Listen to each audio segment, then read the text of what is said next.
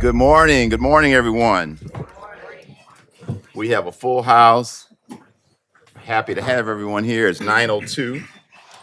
And let's start with our roll call, please, Amy.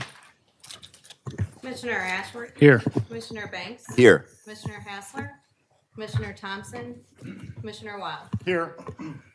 Lieutenant, would you lead us in the pledge this morning? Absolutely. Please rise. I pledge allegiance to the flag of the United States of America and to the republic for which it stands, one nation, under God, indivisible, with liberty and justice for all.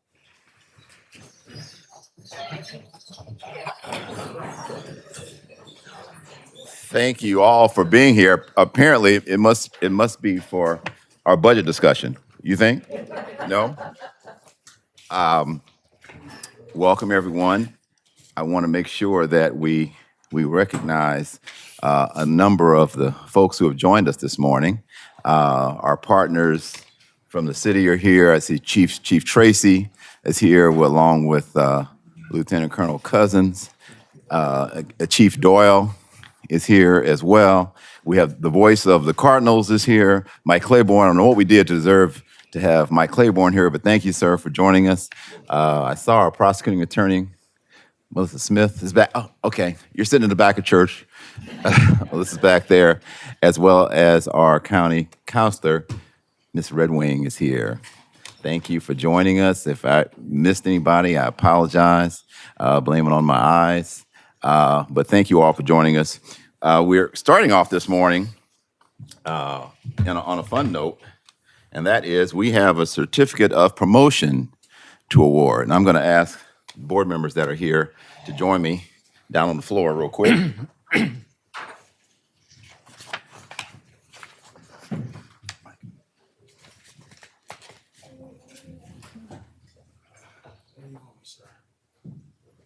You always stand right here, sir, wherever you want.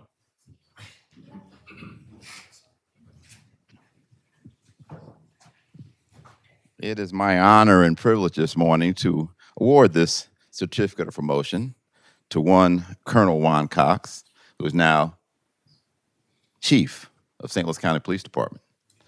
I thank you, sir. Thank you for your service and looking forward to working with you.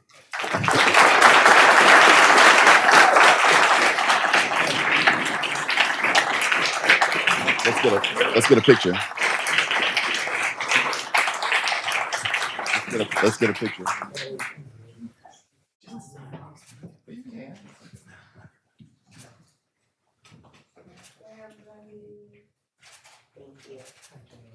You know, we always say, Chief, you have anybody here with you today? Yes. Actually, there are a few people. Got the boss with me, my mom, Mary Cox, my cousin Rondalyn, my girl Diane, and her sister Nelda, and all the people that the chairman named earlier. So thank you guys for being here and for your support. And also thank you, board, for trusting me with the keys to the truck. I'll try not to wreck it, and I look forward to working with everyone. Thank you. Chief, Let's get Chief Tracy. Chief, Oh, county executive page. the county executive page, just show, can you come up, sir? And I would like to get a photo, if we could, with Chief Tracy, our partner from the city. That'd be all right? One with Chief Doyle as well? Yes. And Chief Doyle, please. I know you're not wearing your jacket, Chief Doyle, but it's okay.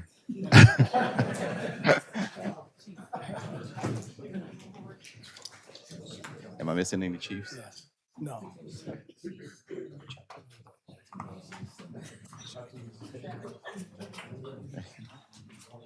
Yeah, we're all getting here. You go, oh, let's go on with this. You guys. You guys good. No. Sure, absolutely. Okay, gentlemen, right here, please. Yeah, slide down just a little bit so he's not who's there. Thank you. All right, gentlemen, right here, 1, 2, and 3. Perfect, one more. Thank you. Thank you. Thanks.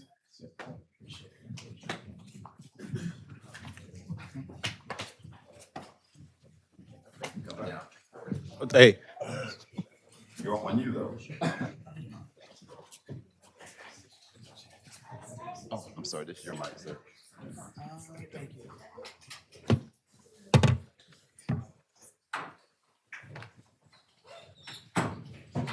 Okay.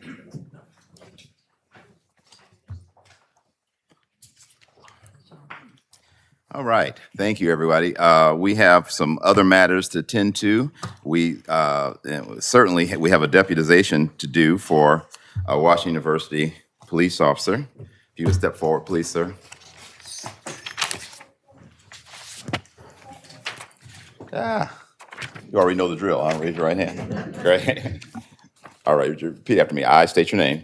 I, Marcus Peebles, Do solemnly swear do solemnly swear that I am a citizen of the United States, that I am a citizen of the United States, that I will support the Constitution and laws of the United States, that I will support the Constitution and laws of the United States, the state of Missouri, the state of Missouri, and the charter and ordinances of St. Louis County, and the charter and ordinances of St. Louis County, that I will faithfully adhere to the regulations that I faithfully adhere to the regulations provided in the rules and procedures providing rules and procedures for deputization as adopted by St. Louis County, for deputization as adopted by St. Louis County, and that I will faithfully demean myself and I will faithfully demean myself as a deputized officer as a deputized officer of the St. Louis County Police.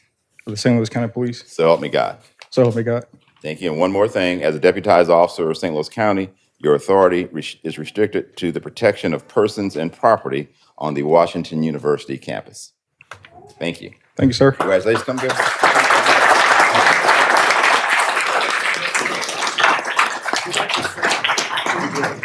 Congratulations. Congratulations.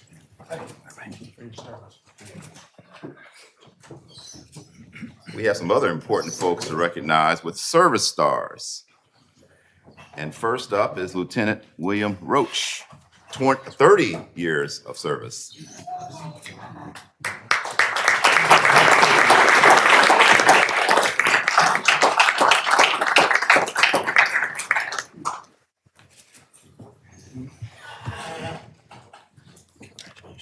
Congrats, you must have been young too when you started. Absolutely. Right. Under 25 years of service, a gentleman we all know, Lieutenant Colonel Norman Mann.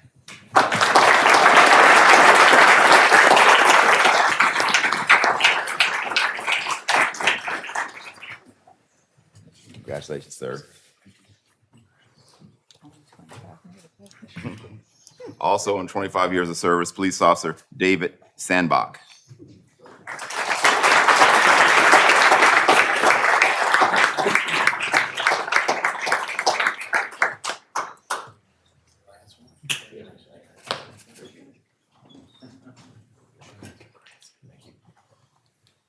Congratulations. Thank you.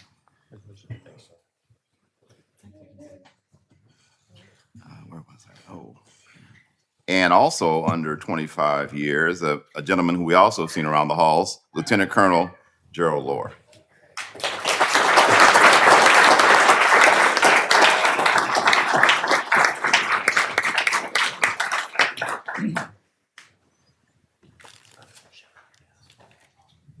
Well done, sir.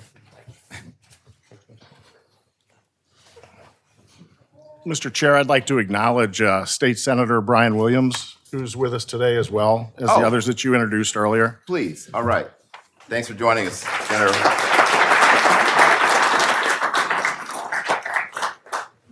From the Division of Patrol, under 20 years, Police Officer Tim Conroy.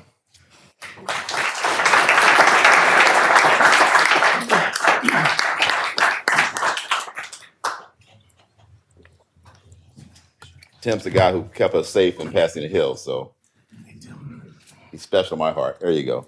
Thanks, sir. Good to see you. Also under 20 years, Lieutenant Sean McGuire.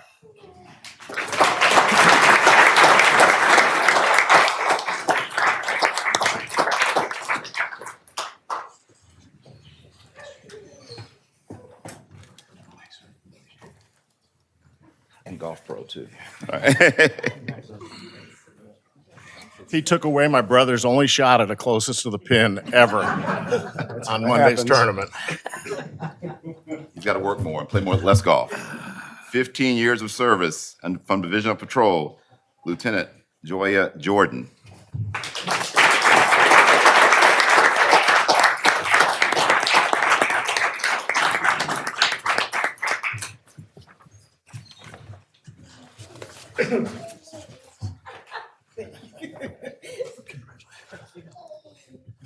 Congratulations again. Here you go.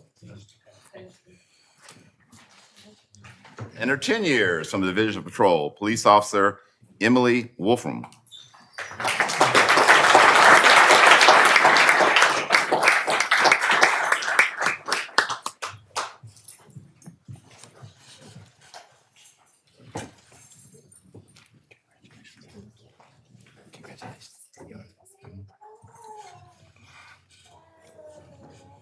And also from the Division of Patrol, Police Officer Quentin Williams.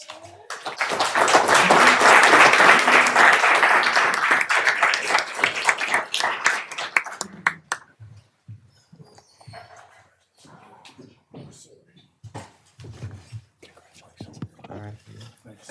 Congratulations. Right now, my speech. And finally, under the 5 years from the Division of Patrol, Police Officer Ronald Portis.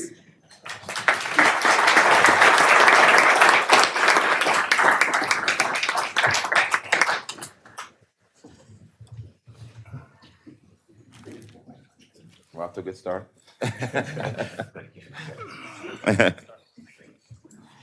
Police Officer Mark Watson.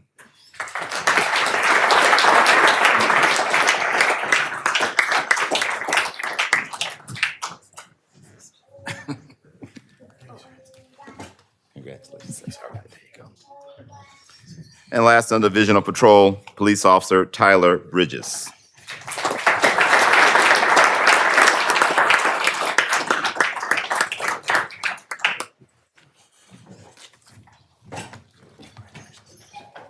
Congratulations.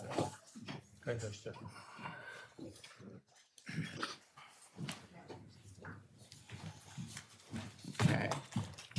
Well, for the first time, I get to say I'm officially turning the meeting over to you, Chief Cox. Thank you, Chairman. Thank you guys again for being here. First up, we have the Distinguished Service Citation for Officers Colton Beasley, Tristan Bollinger, and Jarrett Welty. They will be presented by Lieutenant Chambers.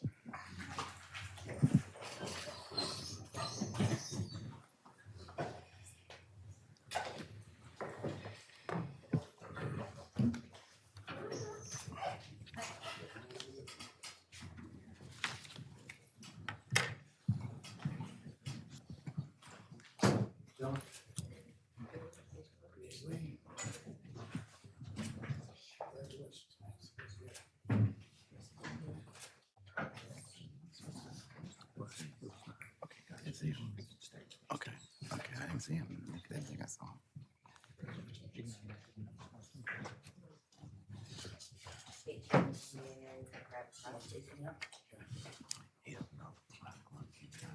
Okay, gentlemen, right here.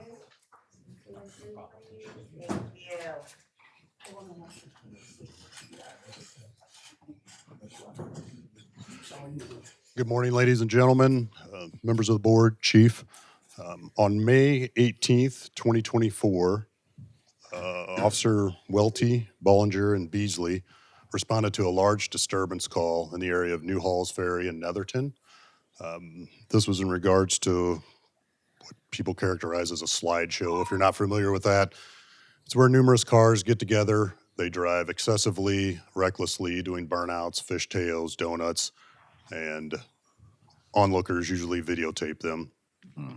So these three officers responded to that area.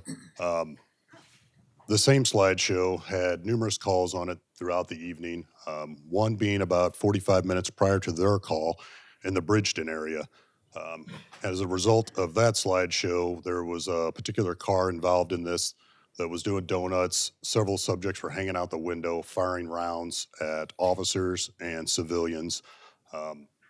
5 civilians were actually shot, 2 were killed as a result of that.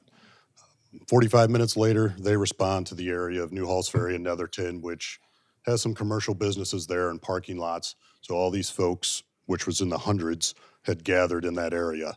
The officers responded. They couldn't reach everybody by vehicle, so they got out on foot. They were trying to clear the areas. They noticed a Dodge Charger in the area that was continuing to do donuts. People were videotaping it. It was doing burnouts, driving recklessly, nearly striking some pedestrians and vehicles. They approached this vehicle. After it stopped, the windows were down. They were giving commands to the driver. As the driver saw the officers approach, he decided that he was going to continue his actions. He was doing a burnout and donuts and fled from the officers who were on foot. He couldn't get out of the parking lot due to the congestion, so he drove through the grass, up over curbs, across the street onto another parking lot. The officers on foot again approached the subject in this parking lot. Officer Beasley approached the driver's window, still giving commands, and as he seen this Officer Beasley approach, he accelerated, striking Officer Beasley. The driver continued. He reversed his vehicle, nearly striking several pedestrians in the parking lot.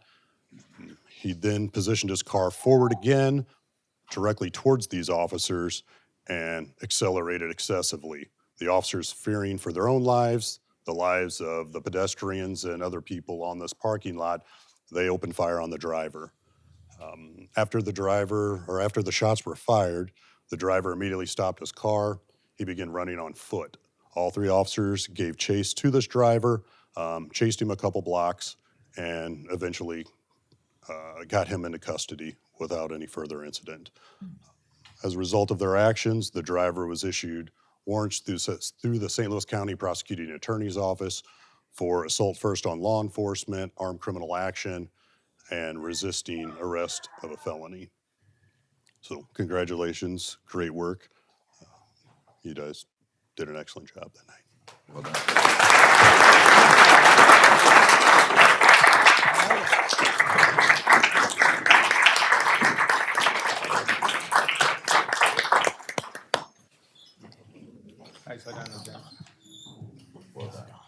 Where do you put all this hardware you keep picking up here? We're gonna have to buy you a case.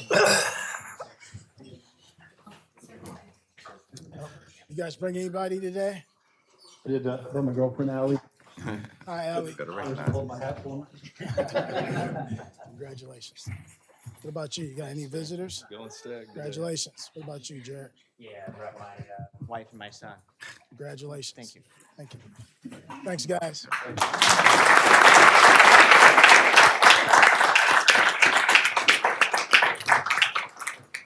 All right, next up, we have Chief's Commendation for Lieutenants Zachary Ziegler and Sean McGuire.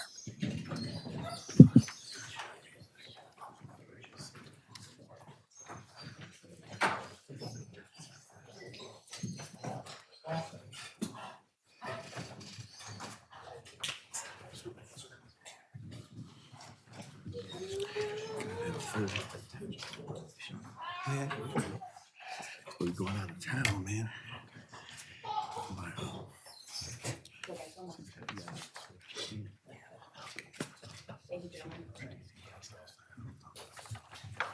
They will be presented by the Welfare Association, the great Ricky Kranz and Dean O'Hara.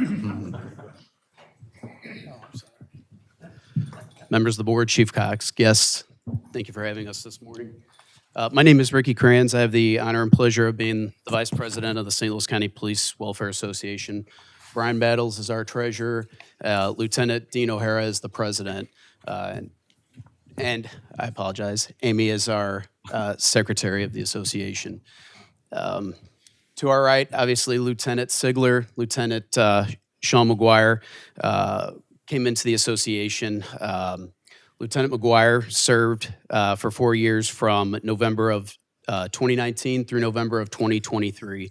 Throughout his time, he was instrumental in raising the funds totaling $542,000, and very instrumental in reaching out to companies, businesses, donors, private donors With that $542,000 that he was instrumental in helping the association raise, we were able to assist 47 families during his 4 years, which is an extremely important thing during a family's time of need, whether that be if they're going through a catastrophic event or something that is unprecedented where they need some type of financial assistance. Lieutenant Sigler served as the treasurer of the association from November of 21 through November of 2025. Throughout his tenure, he was instrumental in raising just over $600,000, and he was able to assist throughout his 4 years 50 department families, family members, and their families as well, throughout the same needs and hard times, just as Lieutenant McGuire. I think what a lot of people don't realize and don't know is the lieutenants both are in charge of specialized units and bureaus, and they have day-to-day work when it comes to the department and whatnot. They also have families with small kids that they have to take care of. But their job doesn't stop when they go home. They continue to work for the Welfare Association, calls at all hours of the day, night, evening, and what have you.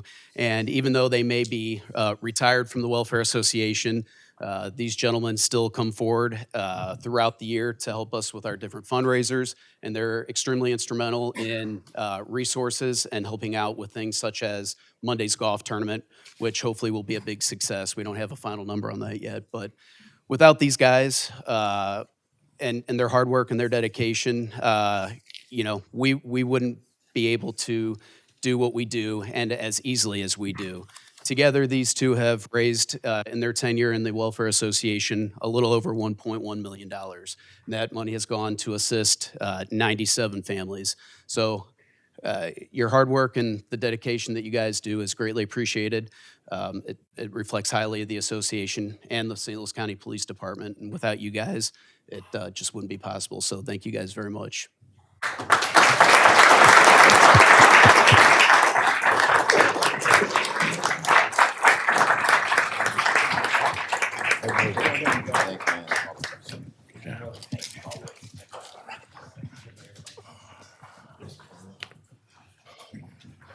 Sean, did you bring anyone today? No, it's a lot of familiar faces out there.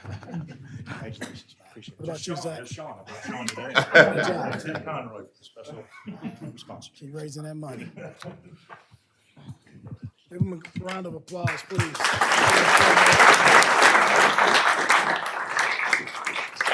All right, we have a life-saving awards for Officer David Spears and Officer Timothy Graham, presented by Sergeant Owens.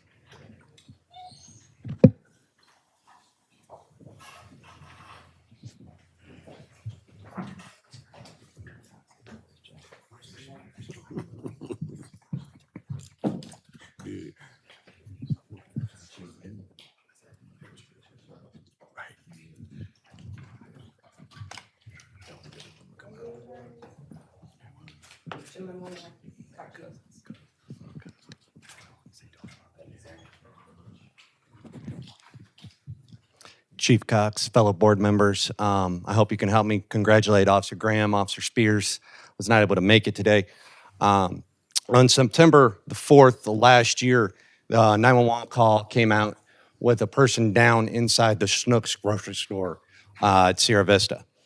Officer Graham, Officer Spears heard the call. They responded. They located the victim, and they provided life-saving measures until the paramedics responded. It took several minutes for that to happen as they worked together as a team, and the victim was ultimately transported to a nearby hospital where he fully recovered and was released from the hospital 4 days later. So with their abilities and their training, they had a great response, and they do what this job is all about, helping people. I hope you can congratulate them and let us, it brings high regards to the department and their abilities.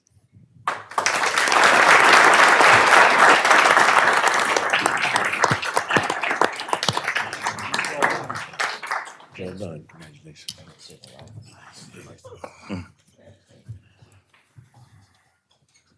Timmy, do you have any guests? Yes, sir, my wife Claire. My wife, Claire. right, we have a citizen service citation for Mr. Jalen Bailey, presented by Sergeant Simmons.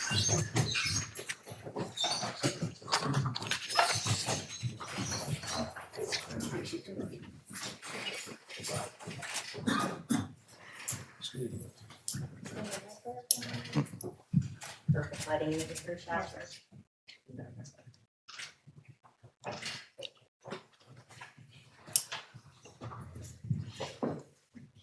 Members of the board, Morning, Sergeant. morning chief, everyone else. This incredible young man who is 14 years old, I know he doesn't look it, but very tall young man. On the afternoon of Sunday, January 11th, Officer Buckendorf here, who authored the Citizen Citation Award, was responding to a brush fire in the area of Mondablu and Camarillo. Upon arrival, he located a brush fire behind some houses and started to fight that fire with his fire extinguisher. As that brush fire continued to spread, it started to catch fire to one of the addresses where he was trying to extinguish his fire. Uncertain if there's people inside the house where he was trying to start or fight the fire, he started to find hoses and anything else he could to extinguish his fire, and it wasn't stopping. And then this young man came around the corner and took up the hose that Officer Buckendorf had been using, and he came with the fire extinguisher, I believe. So Officer Buckendorf and Jalen continued to fight the fire until Blackjack Fire arrived. Their efforts in containing the fire helped save the house, which was in fact occupied. Officer Buckendorf was under the assumption that Jalen came from the house that they were saving, and thanked the homeowner for sending out her son, grandson, only to find out that he doesn't even live in the area. He just stopped and helped Officer Buckendorf fight this fire all on his own accord. So his selflessness and his bravery and his dedication to just helping first responders and helping neighbors that aren't even really his neighbors was really admirable. I don't know a lot of 14-year-olds that would jump out of a car and help a police officer fight a fire on a Sunday afternoon. So thank you.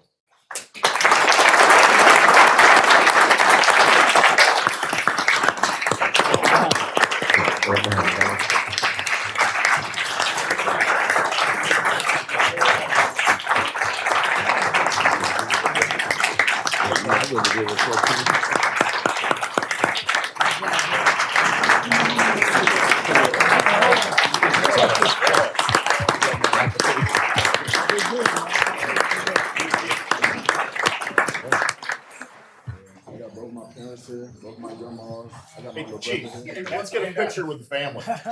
Everybody come on up. Congratulations. Thank you. Congratulations. And give them an application. Yeah, give him an application while he's here too, right? Somebody email him the application, please.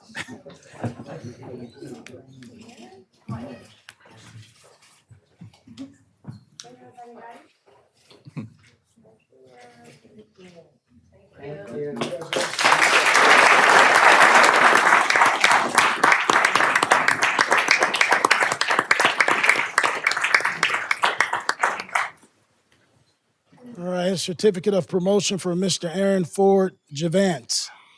They told me he's French. I don't know if I got that right.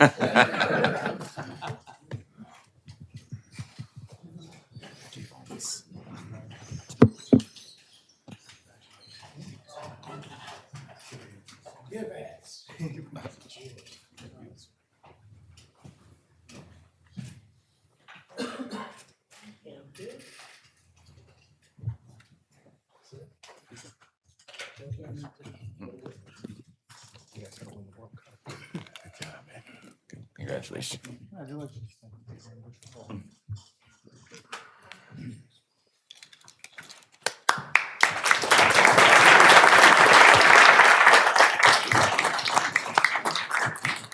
Ricky Krantz again for the Welfare Association scholarships. That's why Ricky has that sharp suit on.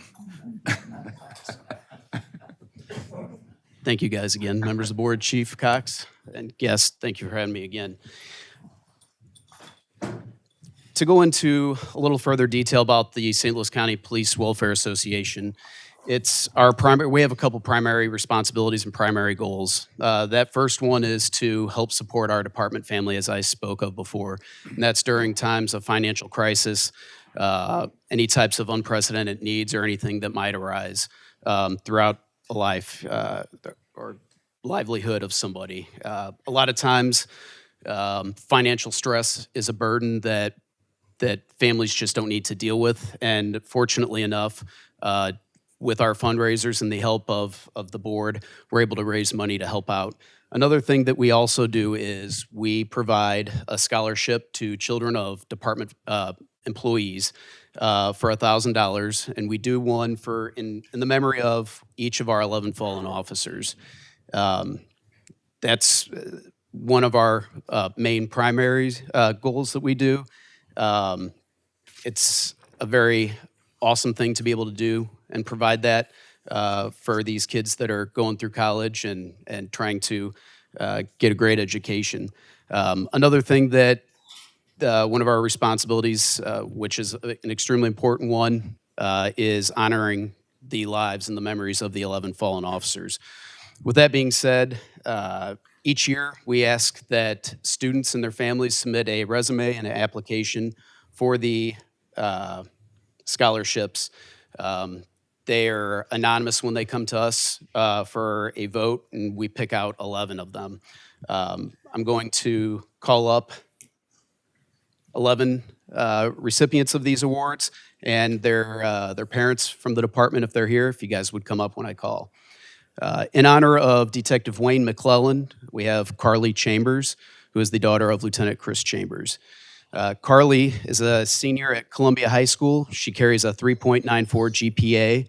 She'll be attending McKendree University and pursuing a degree in exercise, science, and sports.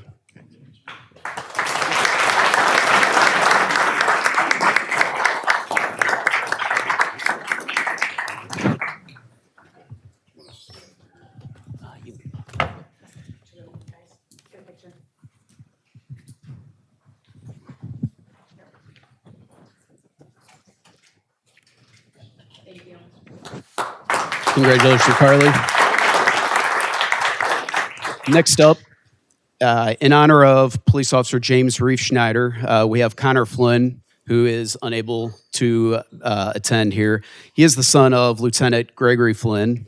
Connor is a senior at Eureka High School. He carries a 4.5 GPA, and he'll be attending the U.S. Military Academy. There, he'll be studying American politics with a minor in terrorism studies. We will make sure that that check gets to him, Chief. So, congratulations.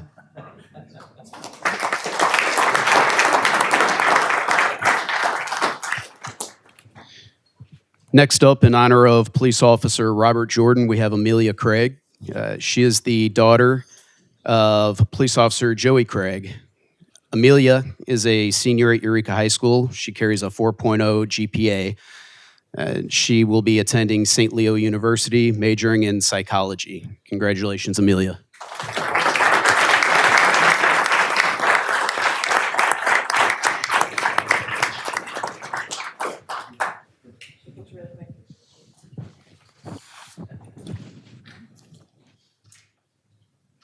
Thank you.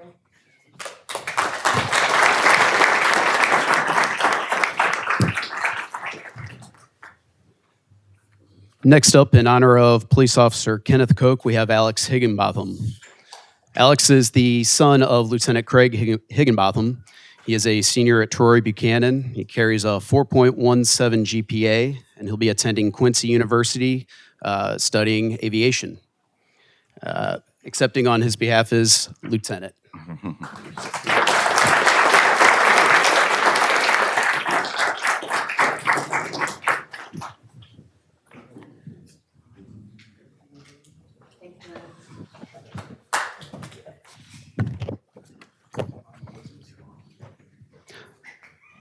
Next up, we have Gabrielle Keithley, and this scholarship will be in honor of Detective Lawrence McCormick.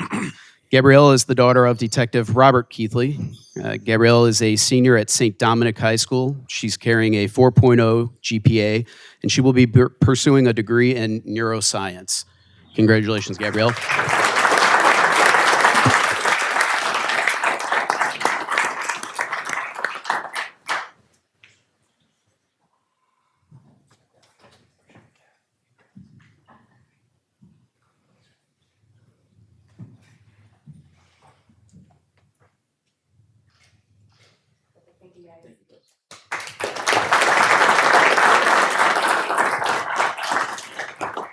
Next up, in honor of Police Officer Joanne Liscombe, we have Emma Douglas. Emma is the daughter of Police Officer Chris Douglas. Emma is attending Missouri State University. Currently, she's carrying a 3.62 GPA, and she's studying nursing. Congratulations.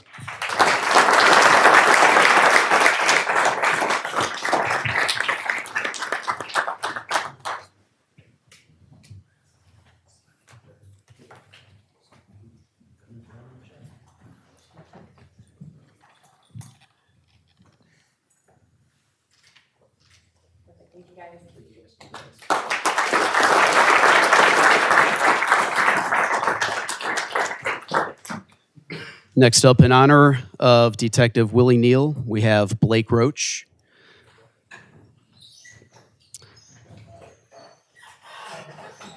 Accepting on behalf of Blake is his father, Lieutenant Scott Roach. Blake is attending Missouri University of Science and Technology. He carries a 3.6 GPA, and he is studying mechanical engineering. Congratulations.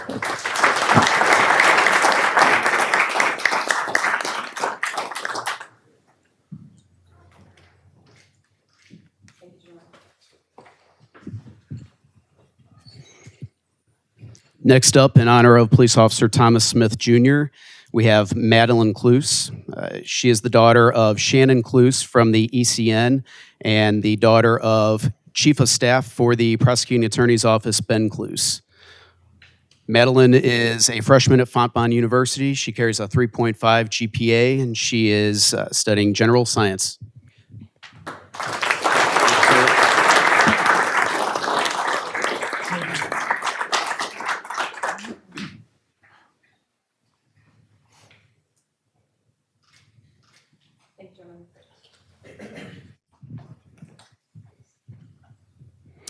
Next up, we have, in honor of Sergeant Rick Weinhold, we have Ellie Schmidt, who is the daughter of Mary Schmidt, my apologies.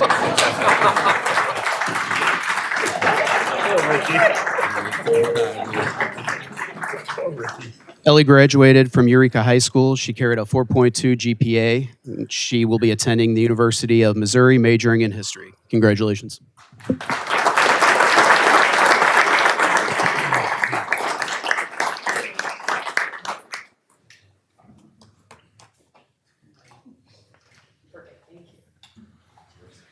Everybody's from Eureka. Next up, in honor of Police Officer Blake Snyder, we have Josie Schmidt, who is the daughter also of Mary Schmidt.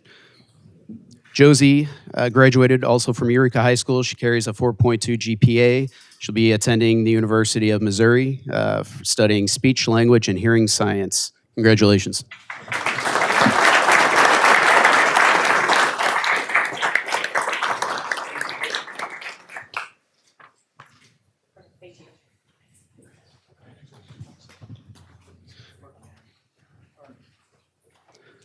Next up, in honor of Detective Antonio Valentine, we have Maxwell Bradley.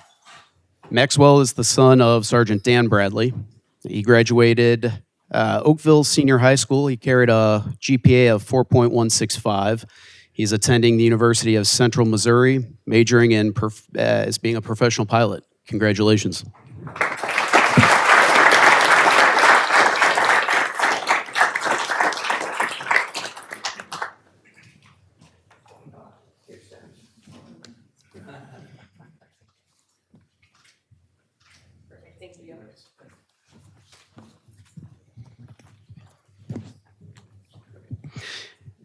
So those are our 11 scholarship winners. This year, we were fortunate enough to have my very first lieutenant on the department, retired Lieutenant Andrea Kunert, who reached out. Her and her husband, who is retired Special Agent Larry Hensley, who is the son of the St. Louis County Police Department's second superintendent, Colonel Ray Hensley. They wanted to be able to give back to the department and to the department family members. In doing so, they have graciously given us $15,000 to the Welfare Association to be handed out in 3 different scholarships for department family members and their children to the tune of $5,000 each. Lieutenant and Special Agent, if you'd like to step up.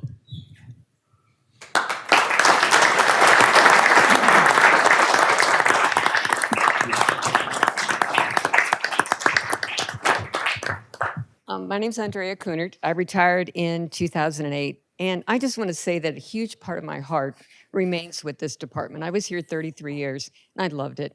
Colonel Kleineck, who's right here, was responsible for, well, he did my final interview when I got hired, as he did Larry's. And both of us, we really have a lot of respect for the PD and everyone in it, and constantly do. Therefore, the scholarships are part of a permanent giving fund that has been set up. So this will go on in perpetuity. Long after we're gone, this will continue. So we're very excited about being able to do that for the department.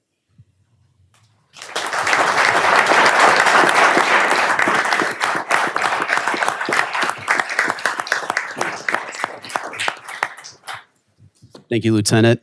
First up, receiving a scholarship will be Sydney Claiborne, daughter of Director Veronica Claiborne and retired Sergeant Skip Claiborne. Sydney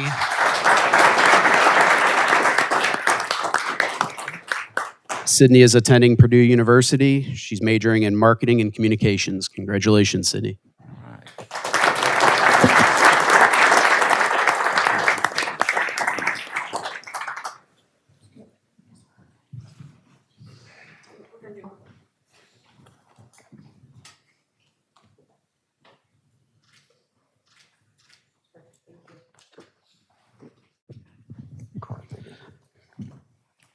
Next up, we have Erin Greenblatt, who I do not believe is present. Erin is the daughter of police officer Shelley Greenblatt. Erin graduated from Pattonville High School. She carried a 3.7 GPA. She will be attending West Virginia University, studying forensic chemistry. Congratulations to Erin.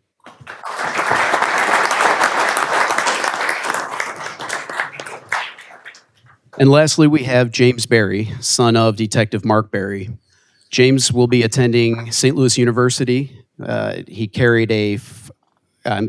attending SLU. He carries a 4.0 GPA with studies in biology and nutrition. Congratulations.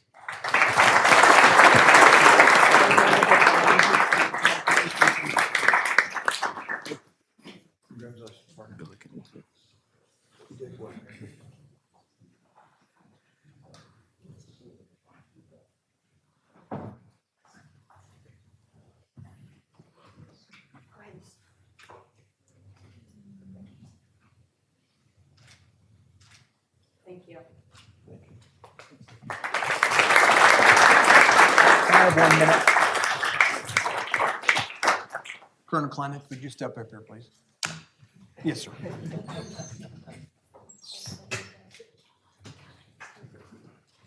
I want to take a moment to thank Colonel Kleineck for hiring me, taking a chance 51 years ago, as he did my wife. He did tell her subsequently that was the worst interview he had ever had in his life. She told me she was so nervous that her upper lip stuck to her teeth. I want to tell you, thank you, Colonel, for taking a chance on me. For Andrea, you gave me the career path that I really appreciate. I came from a law enforcement family, but I sat in that office and I knew that this was not going to be an easy ride. He had some really tough questions, and he also had no doubt to send you down the road if you weren't going to cut it. So, Colonel. Thank you for being one of the bright ones, 2 of you.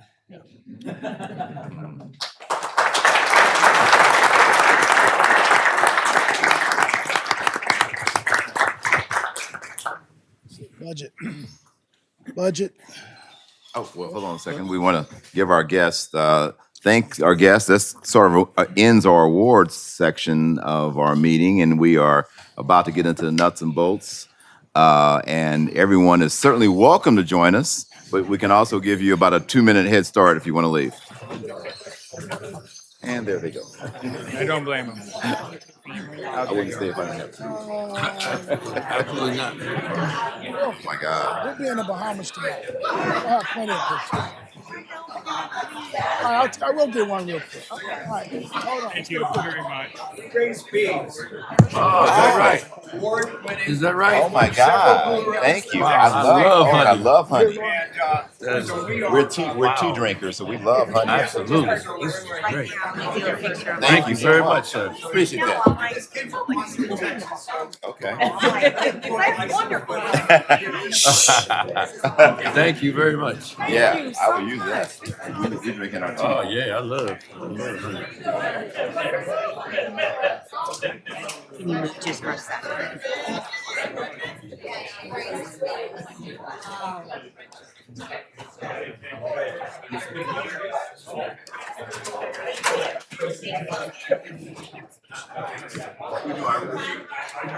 So much about you.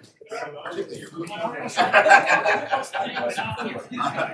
trying to get in good graces because I heard you throw down. What's up, man? Good. Get me get the airport as soon as I leave here. Get to South Carolina. On my anniversary, we just. Research and Oh, analysis. I gotta get when I get back next week, man. I'm gonna go lunch with him, man. I already told him, man. I'm like, shit, man. Yeah, you did such a good job. Just based on him, you probably knocked him out. You did a great job. I did. Nah, man. It just came out. I mean, it was, that's why I was proud of him, man. I was proud of the fact that man, he was so solid. And then his experience looked. But I want to see. I told him, you got to be the next. If you decide to stay, I understand your position, but it ain't no reason why. You know, because I know I at least he told me he's gonna retire. You move in this spot, it's automatic. I'm here and I know I'm gonna be here if I want to. Because When everybody's doing what we just did. Jake will be back. And Brian will be back. Penguins running that way. So I think we're in a good position for a while, man. And yeah, so I try not to throw the bunch out. That's why I don't like coming here early. I don't like going small talk. I never met him. Yeah, all right, man. Take care, man. All right. Oh, okay. All right. I had never met her. Cooking is legendary. I better follow her home then. Yeah, well, I was trying to finagle me an invite. Look at that, man. It looked good, too. It looked like some good stuff. You want to switch seats? I was just helping him with the. I don't even remember who's on first. Just helping him out with the We like service stars. Oh, I'm fine. this would be great in our tea in the morning. It'll be great taking anything, anywhere. I like our tea.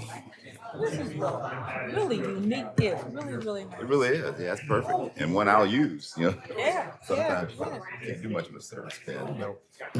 This like just right away. Actually, the service pins, you convert them into something else. A piece of jewelry or. All right. Well, You play, you ever play golf now? You're sitting for a while. you gotta get Look at that. It's an anniversary trip. your anniversary thing off. No, Friday. She gonna go with me. We made a Scholarships are deal. wonderful, especially the last week. Wow. What day You know, we gonna do $1,000. Not to, hey, can't sneeze over, but I it? Ride the cart. Drink and eat. The sneeze at, wow. Wonderful. for letting us roast and toast a minute. No, I'm being Did they like it? We can Everybody tell. liked it? Okay. Okay, well, why don't we get started? Hey, Chief, we're gonna go ahead and start up with our budget update. I can't believe people didn't stay for this. Unbelievable. They don't know what they're missing. I know. We'll tell them later. I'm sad. Right. The best part of the show. Yes, it's the best. See what he said. Thank you. We're riveted, though. Go ahead. Me too. Okay, so Good your morning. Excel sheets should show all strings now. Did you have any questions? Anything you wanted me to address on that? Anything that jumped out at you? We had a request for you all last month to bring something different. We're both talking about what that was. I didn't look at my notes. You all were going to bring a different perspective of something that we'd asked about.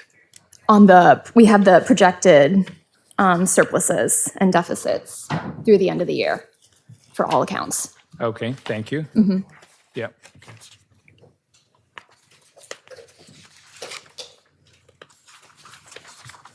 For each category. Thank you. Okay. A couple other questions? Sure. These are just high-level things, and it leads to the first one, under banking services, and it's less about the amounts, it's the 53.8% over for year-to-date. Right. Is for next month, meaning in July, when we'll have 6 months, could you give us a percentage overall compared to last year of spend? Okay. And the second half of that's going to go to the overtime. Same thing with overtime. Can you give us the 6-month percentage reduction in overtime by group from June of 6 months last year? Okay. Thank you. Sure.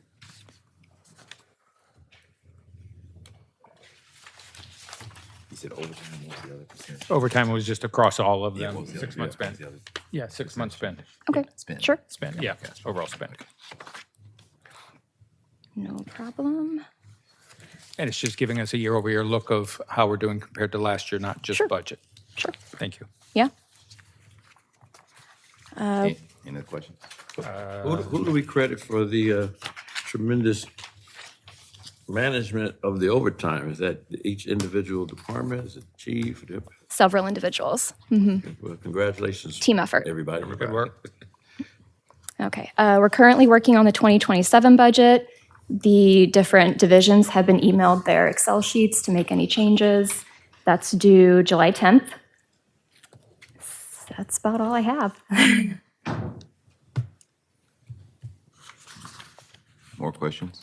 No? Okay. Looks good. Thank you. Okay, thank you. And they left for that. Can you believe it?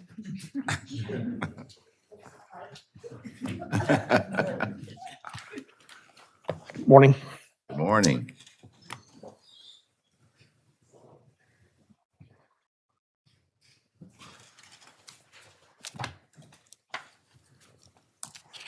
All right, I'll be presenting May stats for everyone this morning.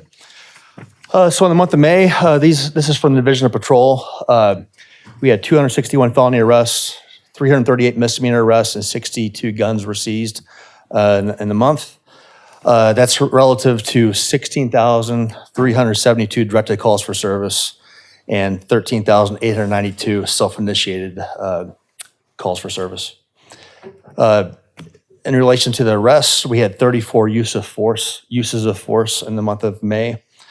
Of those, 51% were low-level physical restraint, 9% involved some sort of a physical strike, and then something we'll pay attention to, this is the first month I can remember that we've had more instances of pepper spray in relation to use of taser. So we had 9% involved use of pepper spray and 8% involving taser, and we had 3% relative to a canine deployment.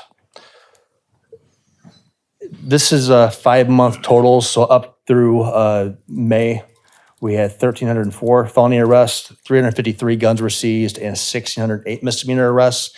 And the last month, Commissioner Ashworth, you asked for comparison month to month. So here's a slide of that. As you can see, the numbers are fairly consistent with March being of note because it had the highest number of felony, misdemeanor, and guns were seized. Thank you, very helpful. And you're right, it is consistent, which is what you'd want to see. Yes, sir. Any questions so far up through our calls for service and arrest numbers? All right, so crime data. For crimes against persons, our homicides are slightly down compared to this time last year. So we had 11 year to date. And the month of May, we had 3. One of those involved the use of a firearm, one involved a knife or a cutting instrument, and one is still under investigation as far as nature of or manner of homicide. Every other category is down with the exception of aggravated assaults, which is still slightly higher than this time last year. As you recall me presenting in February and March, we had significantly higher numbers. However, that number is starting to kind of come down towards the mean as the year's progressing. So the one common denominator is we're seeing more incidents where we have multiple victims associated with one incident. So that's why the numbers are slightly higher. Overall, crimes against persons is up slightly by a little less than 1%. LT, before you change, assault and intimidation, it's up 32%. Is there a different way in which we're reporting that? That just seems like a big increase relative to a reasonably small set of incidents. Yeah, so as far as, what was the question again on that, sir? Sorry. It's up 32%. Why? That's a good question. I mean, we're just seeing more incidents where we have more than one victim associated with one incident. 33%? And that type of assault is doesn't mean there's any physical contact. That's like very low level intimidation, or we're taking a police report for that. Yeah, that's why I wondered if perhaps there was a change in how we are describing it, because you could, had an old way of description, new way of description, and that's driving it one way or another. That was the real question I was trying to get at. I would say no to that. There's no way we're reporting that any differently than the past. A lot of those type of assaults involved like juveniles. I'm just curious, what's a simple assault? Pushing, or just simply squaring up. There doesn't need to be any physical contact associated with the parties to be considered like an assault 4th degree or like an ordinance level violation of assault. So someone observing would call the police, or the person who was actually pushed or whatever was contact? A variety of ways that could come in to where we're investigating that, yeah. But as far as the nature of the elements to be considered for that offense, there doesn't have to be any physical contact or injury. It could just simply be like a verbal threat that is associated with some sort of an assault. Like, I'm gonna, bite you. Yeah. Put you on speed dial in my office. Happens every day. Any questions on any further? Here's the homicide infographic. So for the month of May, we had 3.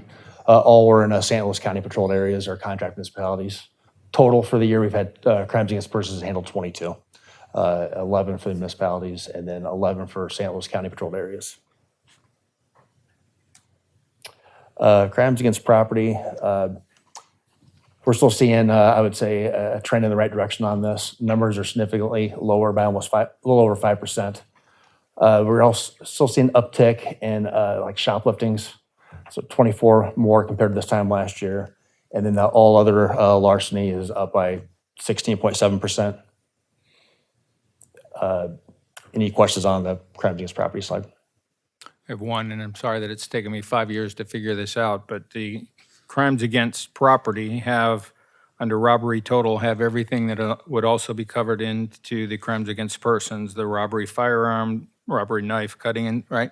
So the numbers are the same categories on both. Are they counted in both, or are they counted separately? So if I rob you and I commit a crime against you, in addition to trying to take your wallet, is that also a crime against person and shows up on the crime against persons, or are those two separate and distinct?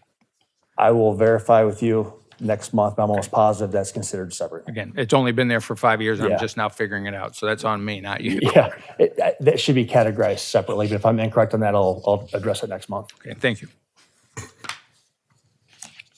Crimes against society, not a whole lot of note on this slide. Overall, down by 12.6%.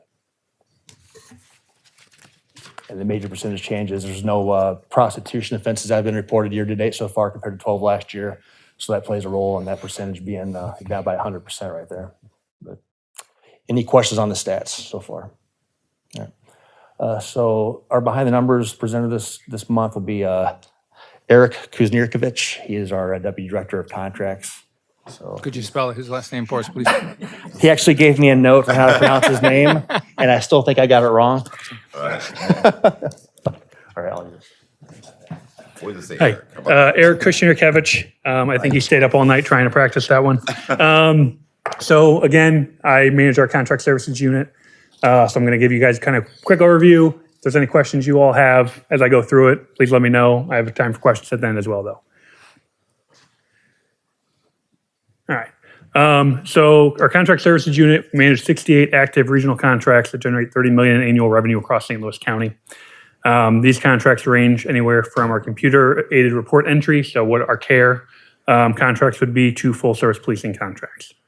The benefit of a municipality contracting with St. Louis County is that we cover the recruitment, training, liability, equipment, vehicles, all of that is included within the contracts. So there's no burden on the city to maintain all of that equipment.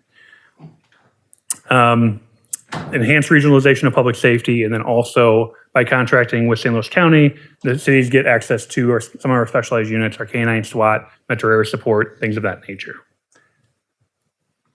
Here is a breakdown of our contracts. So I have them kind of broken down by what they are. Your first column is full service. So that is, we are their police department.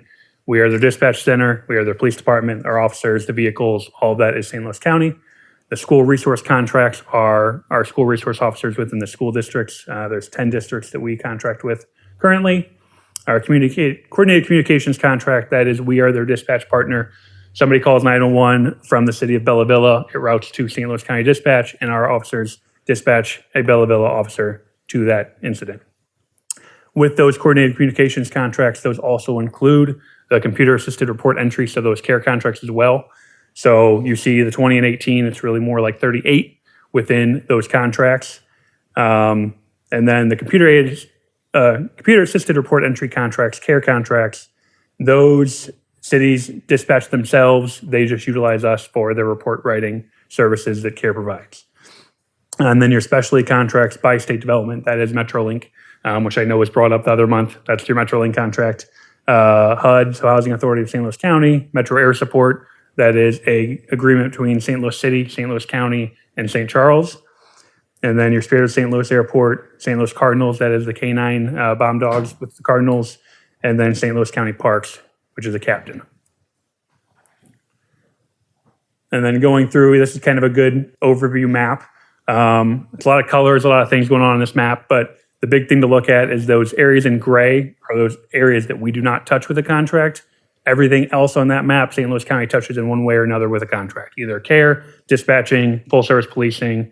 Some way or another, we have a contract with those, and then that also includes our our unincorporated areas of St. Louis County. Any questions so far? No, okay. Our full service police contracts, we have 189 commissioned officers that serve under contracted municipalities. That is dedicated patrol, command structure.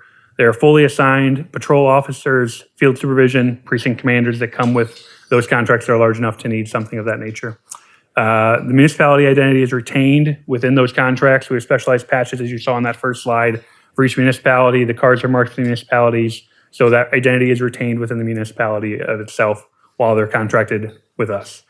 That then obviously includes the centralized dispatching services that's included in the full service police contracts. And then we work with the cities, go to their board meetings, work within the cities to kind of try to make sure that we are fulfilling the needs of the city and what they are looking to get out of the contract, and what the hotspot policing or the areas that are maybe focused that they would like us to focus on. I apologize. And then this also gives them a predictable and understandable cost model for budgeting, so they can kind of get a runway of where their budget's going, how much police services are costing, and what portion of their budget that is taking up. Our coordinated communications. So St. Louis County Dispatching serves over 600,000 residents in St. Louis County, which covers dispatching and emergency call taking for 355 plus square miles, which is roughly 68% of the total landmass of St. Louis County. Roughly 182,000 of those residents are served via our coordinated communications contracts. That is not including the full service number. Within that number, that is just the communications contracts alone. And then by contracting with St. Louis County, all training, recruitment, hiring, software, the building is included within that contract. So the city does not have to worry about maintaining any of that, or the software, radios, all that stuff is part of the contracts. St. Louis County dispatchers are CALEA certified and put through rigorous training to ensure they are prepared to handle any situation that may arise. And like I said earlier, there's 20 municipalities within St. Louis County that contract their dispatching services to us. I believe, if I'm correct, there are 12 other PSAPs, so dispatching centers within St. Louis County as well. But with us, we cover, as you see, almost 70% of St. Louis County. Our school resource officers, we have 30 dedicated St. Louis County school resource officers that serve districts under contract. They build value relationships within the school district and the community. They have an intimate knowledge of the school campus and work within the district to truly understand their needs and concerns. With that, the school pays what is 75% of the officers' cost and benefits to account for the school year.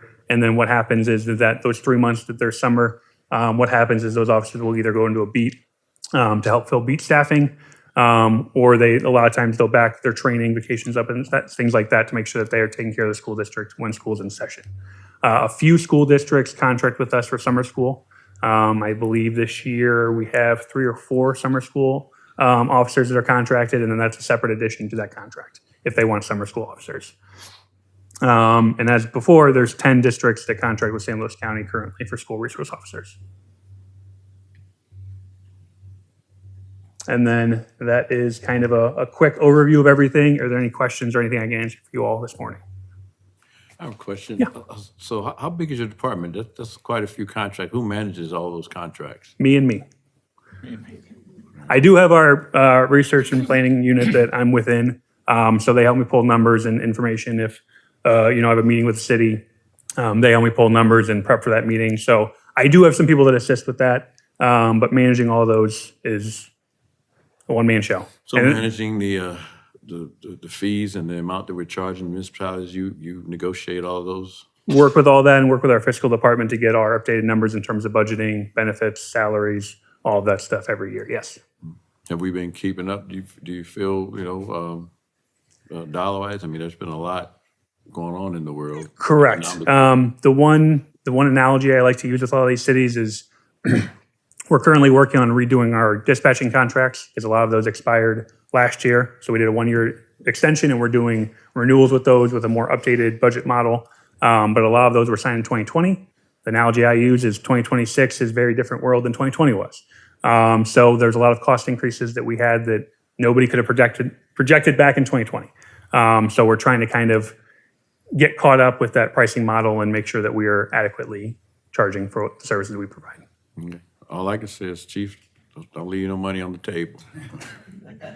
Could you clarify that last question a little bit? So there has been no escalation in what we are charging the different municipalities since 2020, or we've been we've been increasing our cost to them, but just not at the rate that perhaps it's gone up or additional services? Correct. So the contracts have a term that allow a 5% in cost increase year over year. Unfortunately, some of our costs have outstripped that 5%. So with some of these long-term contracts, we're within the contract boundary.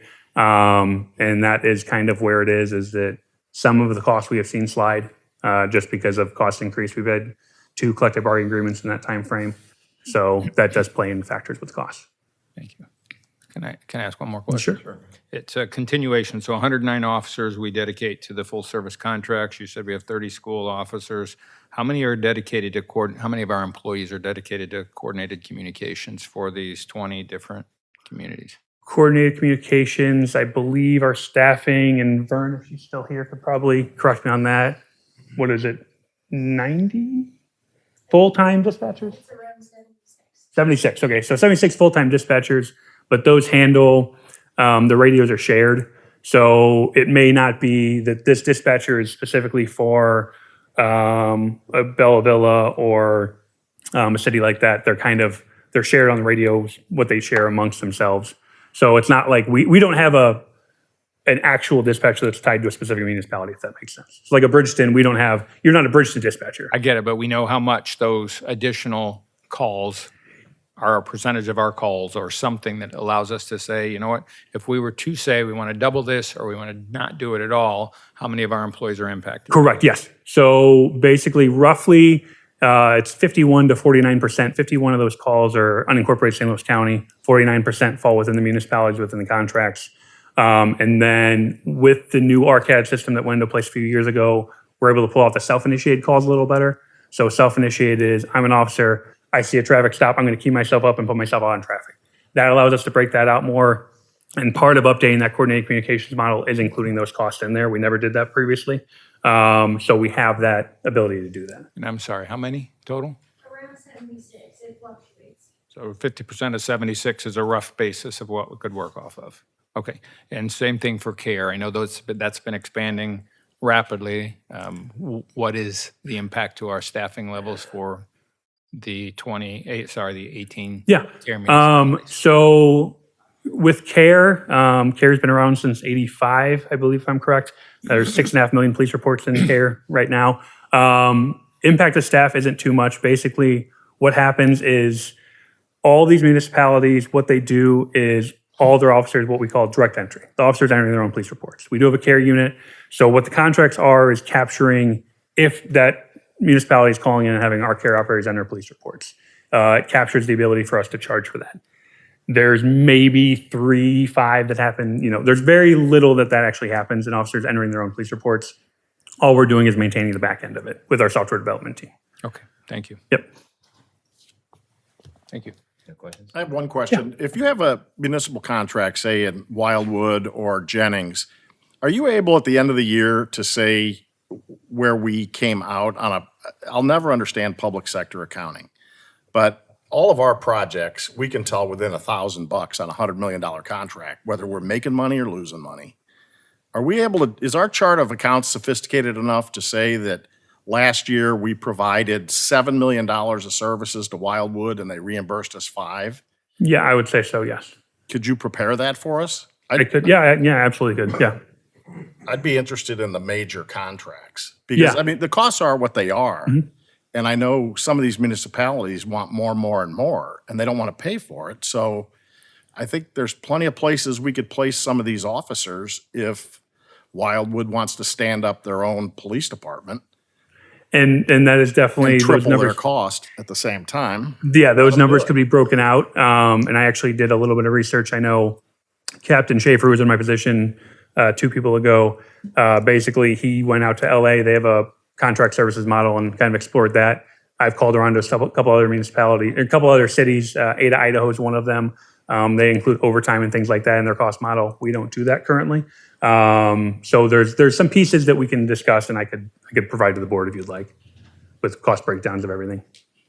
Yeah, we don't need to go over the top with it, but if Yeah. we could just get a baseline of in Jennings, we spent X and they paid us Y, and Wildwood, same thing, and Blackjack. Just the municipal contracts are the ones I'm personally interested in. Yep, and that's the complications of St. Louis County, unfortunately, that we have a lot of municipalities, a lot of broken up areas, and sometimes if you look at some of those beat maps, they don't make a whole lot of sense, but that is what they are, and that's what we're working with, the puzzle pieces, so.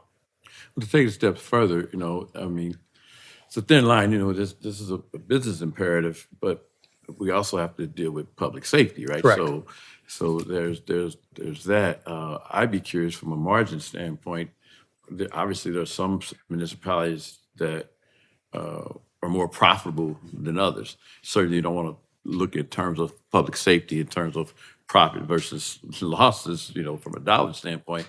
But the reality is when we're having such budget challenges, we have to really be concerned about when we're contracting to these various municipalities, if we're able to sustain that or not, because if we can't, we're hurting the overall budget of the departments because of some losses that we may be incurring in a certain municipality.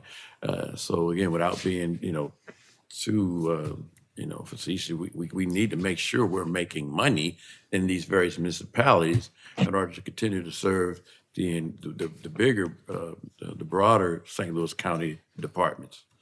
And those that are not making us money, and if it's a loss, we need to really reevaluate being in those locations.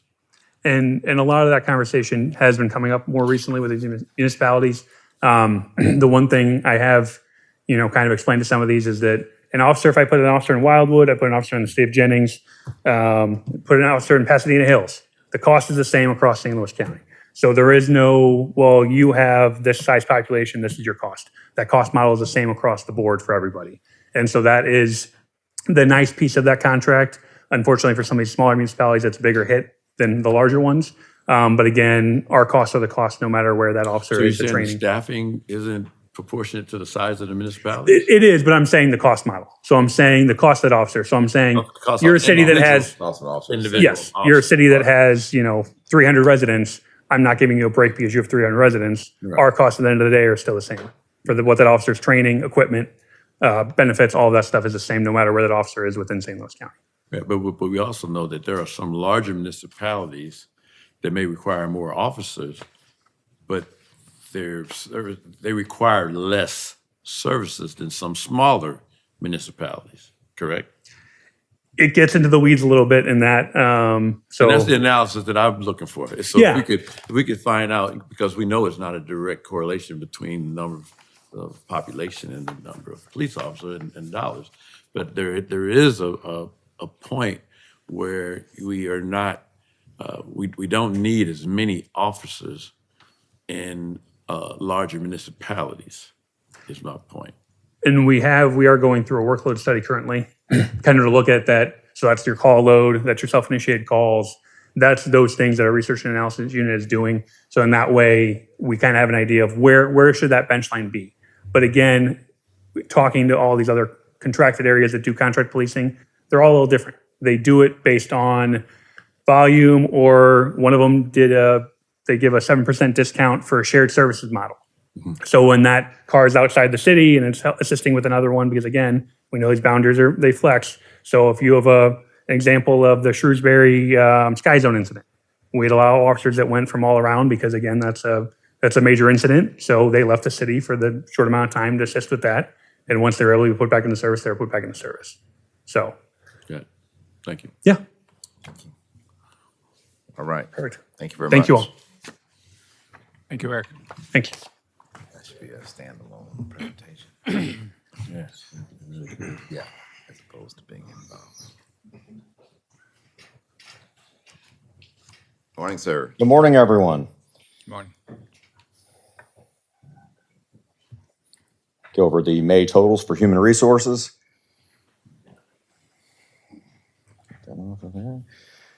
Little of our retention from May 26 from May 27. Resignations for commissioned police officers were up 4 to 3. We were even 3 and 3 for retirements. And then pro staff for resignations, we were even 3 and 3 from last year. Retirements for pro staff, we had 3 in May and 1 last May. Some hiring updates for all of you. For commissioned police officers for all of 2026, we've hired 30 police officers commissioned. That's experienced and recruit class. And then for pro staff, we've hired 44.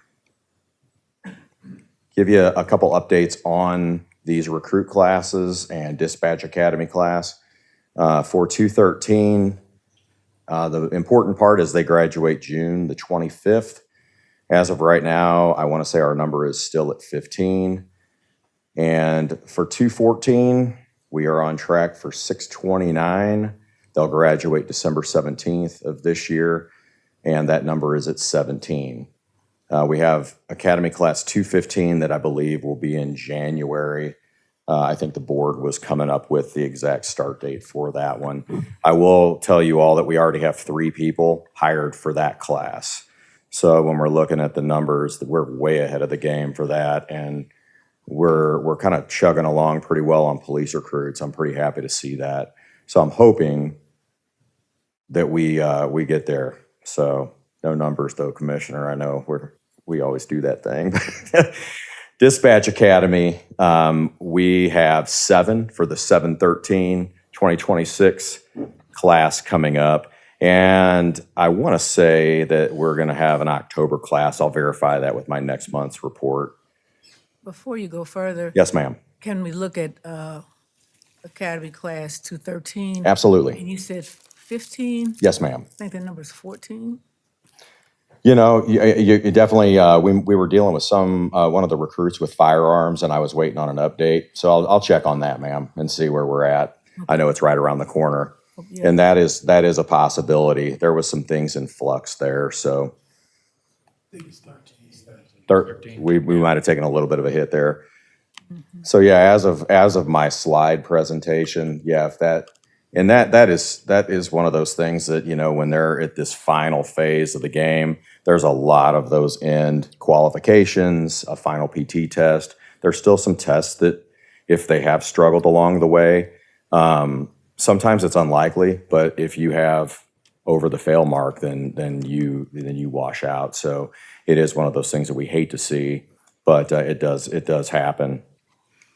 Some things I did want to update all of you on, and Commissioner Ashworth, you had asked me last month, so I just went ahead and did for April and May because we see these resignations, and I'm only looking at resignation data. It wasn't as alarming as I thought as far as a broad brush. We had 4 police officer resignations for those 2 months. We had 7 others. It was 1 aide, 1 dispatcher, 1 fingerprint tech, 1 for digital forensics, 1 care, 1 camera systems, and 1 for the record room. So when you look at that, it's really nothing that is too catastrophic to overcome. Especially we're pretty solid on pro staff positions in the sense that when one comes in, if we get an application or a request for transfer, we can work those quickly. The applications right now are slow for police officers. They really are. So working on ways and methods to get out and do some things different with marketing. You know, trips out are great. Going to colleges are great. Tapping into some new things. We had a meeting the other day on what can we do to get these youngsters in the door to want to be police officers. And obviously, there's a lot of things that counter us in that operation. So it's trying to get the word out. So we're working on that, and it's doing it with a small budget. So how do you do that? So we just have to put the work in, which is what we're doing. So it's a fight, but we're doing it. Some more information. We do have a final review board going tomorrow. We have 2 more recruits for class 214 in that. Now that class will start their orientation, if everybody is up and running, is the 26th of this month. So those recruits, we're working them right down to the wire to get them into that recruit class. So we take this down to the very last moment that we can hire people for those classes. We have 1 experienced law enforcement officer as well. He's a good police officer, so if he gets through, we're throwing some good experience at the road. We did hire our first security guard. So if anybody gets my message traffic via email, we've always had security officers. This is our first security guard, so it's an unarmed position. So somebody that prior to being 21, we can put on board, kind of take them along when they turn 21. We can arm them, security officer. If they want to go to the recruit class, we bring them up there. It is a great tool at retention. Cadets, great tool at retention. Pre-recruit program, great tool at retention. It's the same for pre-dispatchers, which we're doing now. If we can get them in the door without, they don't sit at home wondering what they're doing. What's the next phase? What am I doing? I'm spinning my wheels. We have them hired already. So that's what we're doing for retention to combat these resignations. And we have a sergeant's promotional process that'll be per policy announced in July. So that is coming as well. Any questions? I do. I have a Yes, ma'am. couple of thoughts. When you talked about recruiting, have you surveyed communities in terms of why people might not want to be on the police force? Yes, ma'am. And we hear counteract that? it is such a broad brush of why. And there's so many different things. And I think a lot of us probably have our own opinions, why, why we all think like, why are people not wanting to do this job? And there are so many different aspects in that. And I think we can all kind of point to 10, just all of us. So it is a recruitment, hiring, I won't say, you think it's just difficult to get this done. getting them in the door, getting them to stay in this process. If you look at I'm walking in the door, I'm a youngster and I'm going to apply. It is such a problem. You have a training academy that you're going through. It's intense, it's a rigorous process. The hiring process itself, you have to be of the best character. There's things that you can't do, if you're going to become a police officer. So it's difficult. And You mentioned, like you said about that it's a broad brush, but can you share a couple of examples of people saying that may be common, that they reoccur, as to why folks are saying, well, don't think so? some things that I see from people that leave, and that's the one thing that I look at the most, is we kind of, you kind of hear, what's going on as to why people aren't applying or why people aren't getting into this occupation. But when it comes down to some of the folks that we've lost, it's your typical, I wanted to get in it's advancement. It's, I want to rise up. I want to do these certain jobs. That's always a thing. There's pay, there's, obviously shift work. Shift work is a big deal. You see that quite a bit. I want a Monday through Friday. I want to work 8 to 4. And, we're 24/7. So sometimes that is a huge factor when you see these exit interviews that we conduct. So those are exit interviews, but still yet, what are people saying in communities, saying, Right. I don't Yeah. want to go to this recruiting fair because I don't think I want to. Right. There is still that a lot of the youngsters that I speak with, it is that, I don't want to encounter people that are armed. It's that fear. And there's so many occupations that are dangerous. There's highway, you think about all of the occupations, we all commute to work, all of us, and that's dangerous just in its own. So you go, yeah, but we're all driving on the highways. That's dangerous just anymore. So trying to get them to understand, I'm like, you would be really good at this. You should come do this. So I'm it's just thinking about myths that exist in communities. absolutely, yeah. We have, and just partnerships. And there's people even in the room. There's people that I know trying to establish partnerships. We have several great meetings coming up, and just trying to break down some walls to get the word out. And we just need the opportunities. Some of the things that we worked out the other day, I think we can gain some ground. And it's actually using some like-minded individuals that do the same type of work. For instance, say military, you would think like military recruiters. Well, they're hiring people. Yeah, not necessarily. Those recruiters are usually long in the tooth. They're usually getting ready. They're at the twilight of their career. So let them spread that around. A lot of those guys are looking, what am I going to do? So kind of getting out there, looking at some things that are different. We've the universities, they graduated. They all got their degrees. If it was criminal justice, we see a little bit of spike in applications then.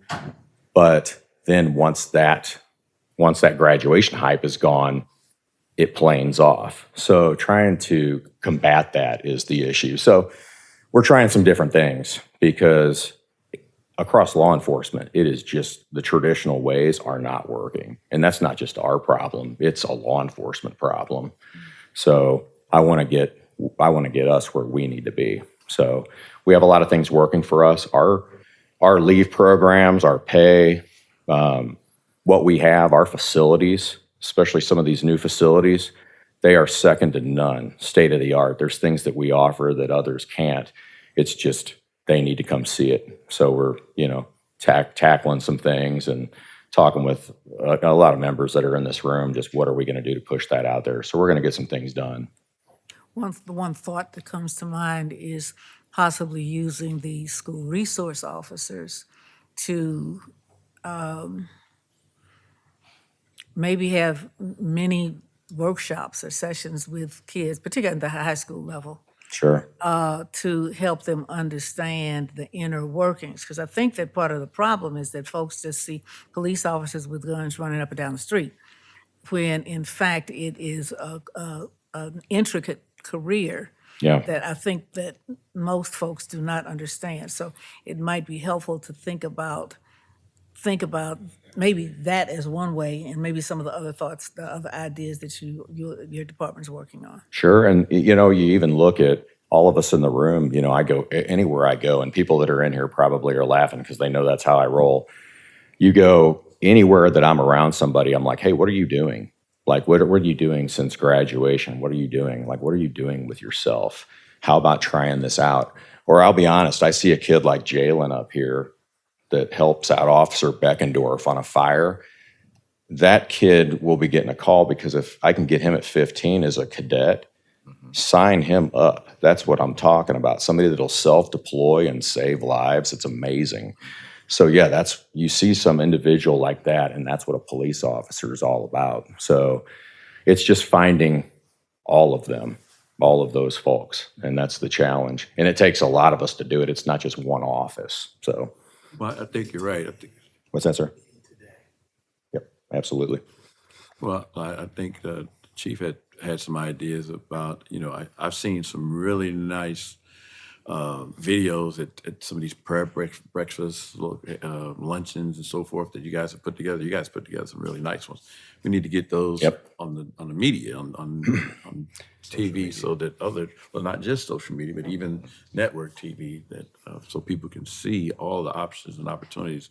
I've said on numerous occasions, there are a lot of kids out here graduating from colleges and in various areas of biology and science and technology, but I was impressed when I went and visited the crime lab and the labs that you have here. They're second to none, as you pointed out, but a lot of people don't look at the police department when they think about science. Exactly. If they're Right. thinking about biology, they don't think Oh, and police. if they just got up to the lab, So we have to it's- do that. It sells it. So it's just getting it there.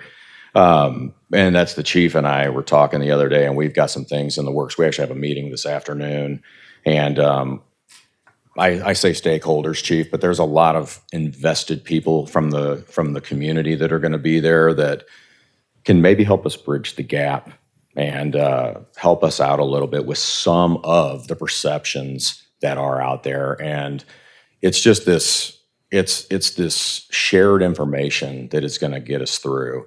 It's just we need the people that can take that message to all these folks and get them on board. So I think this is going to be a pretty positive meeting. There's several of us from leadership that are going to be involved, and we're hopeful that that's going to be very productive. That's this afternoon. So I think my June report, I'll have some good information for all of you, and we'll see how this goes. I know as far as our pro staff positions, I know I talk about this all the time, but security is looking really good. Communications is looking really good. A lot of our pro staff positions are looking really good. It's just getting this commissioned deficit caught back up. So that's the goal. Well, as I stated when you gave me the tour and the walk through your department, that the biggest challenge that I think that the entire department has is at recruitment, is at the very first stage. And as you pointed out, you seek people with the highest integrity and moral character and so forth. You have to be a certain type to become a police officer. So my biggest concern is what are we doing or not doing at that stage of things? Because, why do we have so many assholes that are police officers?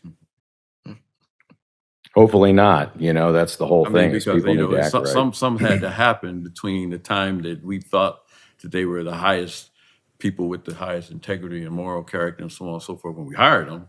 Yep. But something changed, or they were that way all along and we missed it. So I just think that that's something we need to really pay closer attention to on the front end. And we do a good job because we have a standard here, and we're not going to bend that standard and allow something like that in, because then you have problems down the road and you're like, yeah, we kind of saw this. We're not going to allow that to happen. So I guess that's what I've been sitting here thinking about is, so we talk about character, and of course, you're not going to bend the standards. That's not the expectation. However, a character gets built along the way. The young Sure. person who was here today, character gets built along the way.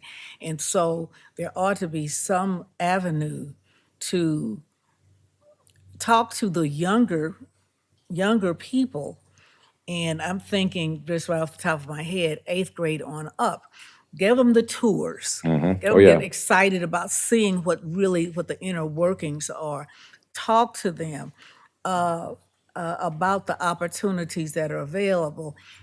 In that way, then if they have any interest at all and understand the importance of their personal integrity, they can be building that Mhm. along with support rather than waiting for folks who are already adults and Exactly. have Oh, yeah. formed their own behavior, their own behavior. I guess that's Sure. the best way I can say that. But that's one of my concerns, that we keep,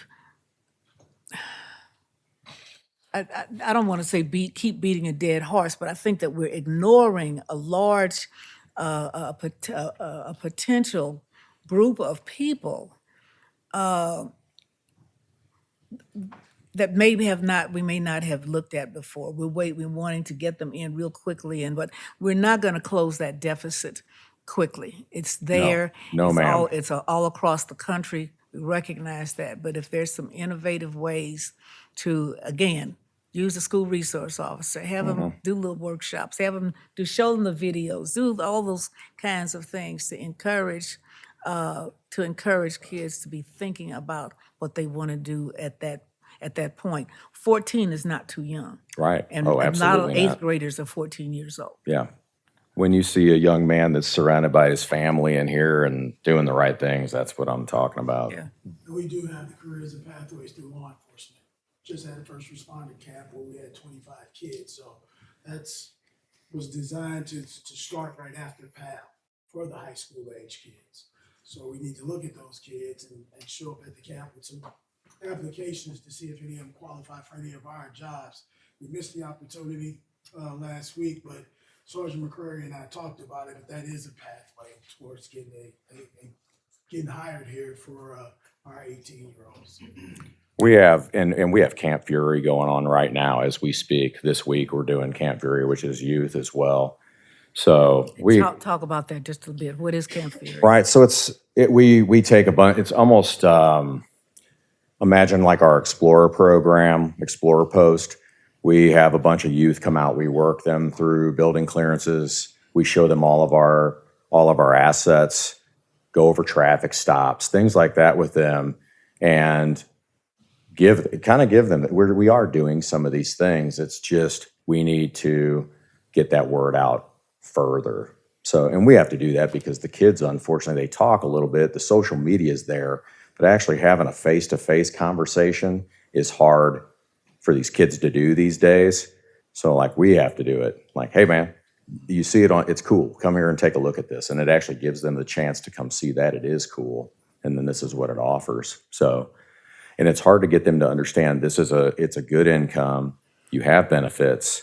You have a 457. They don't understand, you have to save some money so that down the road you have these things. But they're not there just yet where they understand that, but it's just so we have a job to do. So Well, and you have a lot of officers that I'm sure within the departments that feel the same way and would love to get involved with recruiting and so forth. So I hope that we're listening to each other and other officers who have, I'm sure there's some great ideas that come from within on how to make that happen and get some of those officers out in front of some of these, we got some good looking officers out here. You can get Laura out in front of some people, get Dooley out there, get some of these guys out there to talk to some of these folks. I think the communication flow will be better once we move community outreach to the chief's office, or communication with HR would be a lot easier. We've got two more reports, guys. Are there any other questions? We're gonna move on. We have two more. staffing is always the thing. We could talk about it all day. That's right. Okay. We have two more reports we have to get to. Thank you. Thank you. Thank you.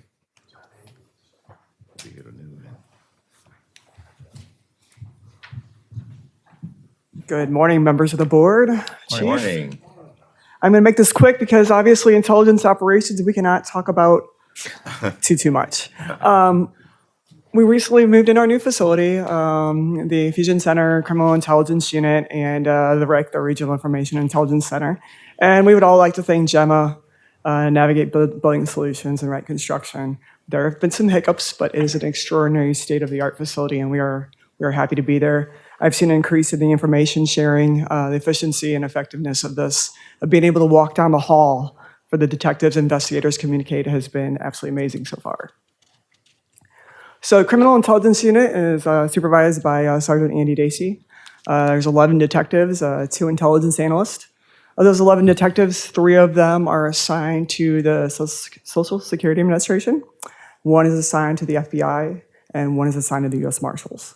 So in-house that I see every day are 6 intelligence detectives. These detectives are the most knowledgeable people I know when it comes to technology.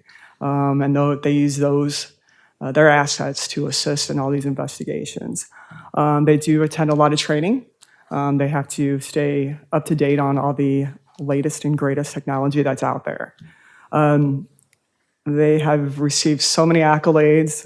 Recently, several of them were given awards by the United States Attorney's Office for the Eastern District, which is good because they help them out with their cases and the prosecution and things like that.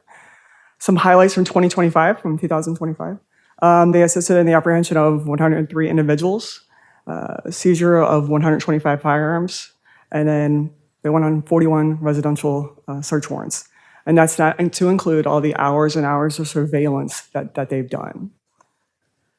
Moving on to the RIC, commanded by Lieutenant Jeff Warner. There's 2 sergeants under him. One is Sergeant Laura Clemens, who is a St. Louis County police officer. The other one is Sergeant Scott Ronald, who is with St. Charles County. This is a regional effort between St. Charles County and St. Louis County.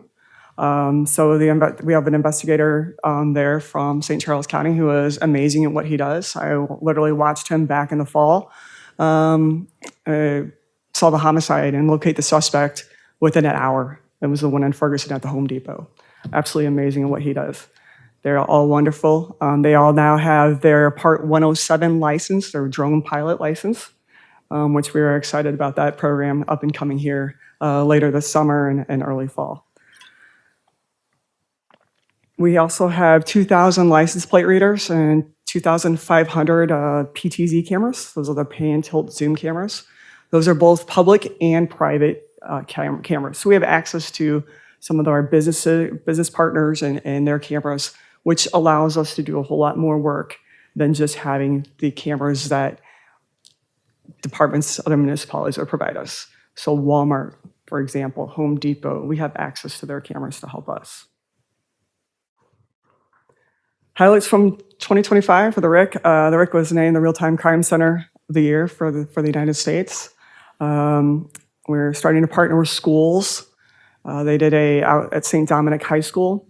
They did on St. Charles County, they did a multi-assault and counterterrorism action capability project where the RIC had access to the inside of the school cameras and were able to direct officers to where the suspect was. I spent about 45 minutes to an hour watching it. It was absolutely amazing how quick having access was to finding those suspects. And then recently, Sergeant Ronald from St. Charles County was appointed to the Midwest Director for the region for the NRTCCA, which we're glad to have him on board with them. That just gives us easier access to some of the real-time crime centers and the upper echelon for the National Association. In 2025, they assisted with 1,320 investigative requests, assisted with 113 felony arrests, seizure of 23 weapons, assisted in 51 recovered stolen vehicles, and sent out 4,102 LPR hits. And then the St. Louis Fusion Center under the command of Lieutenant Ben Granda. So this is a multi-faceted center. So you have federal partners. We have partners from St. Louis Metropolitan Police Department, AMRIN, businesses, anybody that has critical infrastructure or anybody else, fire departments, come together and we disseminate information to help protect their infrastructure. Our major events that we have, let's say like right now, they're working on the PGA championship that's coming in August. We have America 250. Midterm elections are going to be big around the area. We are doing assessments for all that. So we're constantly trying to add more personnel from external partners into that fusion center. It's only going to help down the line to prevent terrorism and prevent these, obviously, you saw what happened with the White House UFC, a potential for drone strikes. That is my biggest fear. My biggest fear is an open air event such as, let's say, the PGA. Someone flying in a drone with a payload on it. What are we going to do? It's going to be too late. We also, during 2025, we assisted with the May 16 tornado. We sent out our cell on wheels, also known as the COW, to provide cellular function while all those towers were out up in North City. And we host a lot of training events, and those Fusion Center employees, they also do a lot of training throughout the United States. Looking ahead in 2026, obviously with criminal intel, the RIC, and Fusion Center technology, criminal intel wants equipment. They want toys. They need to stay up on top of everything. I was able to buy a couple things for them that they really were on their wish list. So they're very happy with being able to use those. And then obviously their certifications. Their certifications are not cheap and always cost a lot of money. And we try to get some of that money from STARS or East-West Gateway for reimbursable for the department. Obviously I talked about drones as first responders from the RIC. We should be getting our first drone docks for St. Louis County. They should be installed sometime, hopefully in August. We're going to have 2 in North County and then 1 in Afton Southwest precincts. So, and then we're going to start with 3 for the first year. That's not going to cost us anything. We went with the Brink drones. They have recently launched a new drone called the Guardian, which will cover a lot more area and be able to stay up in the air a lot longer. So the 3 that we're getting will not cover all of St. Louis County right now. But when we do go to the Guardian, we will probably be able to purchase 6 of those, hopefully through funding, outside funding, and that will cover almost all of St. Louis County. And those drones are absolutely amazing. They're larger, bigger, they stay up longer, they're a lot faster. We're also trying to add additional personnel to the RIC.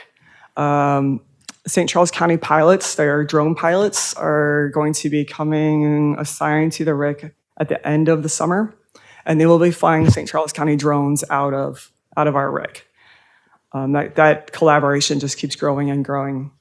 And then obviously adding more LPRs and more PTZ cameras throughout St. Louis County. Fusion Center, we're always looking to add additional personnel from businesses and corporations to the Fusion Center, along with municipal partners.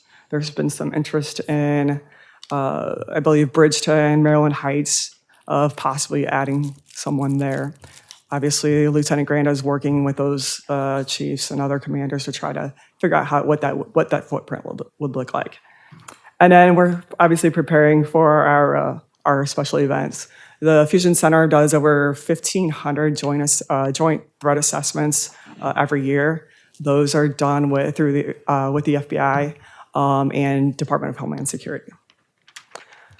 That is all I have for the Intelligence Operations Bureau. I'm sure there are some questions, and I will do the best I can to answer those. Good job. Thank you. All right, thank you. Ditto that. Thank you.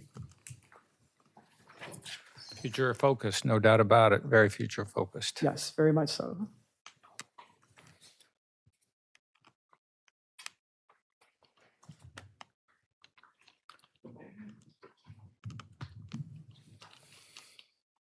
Good morning. Good morning.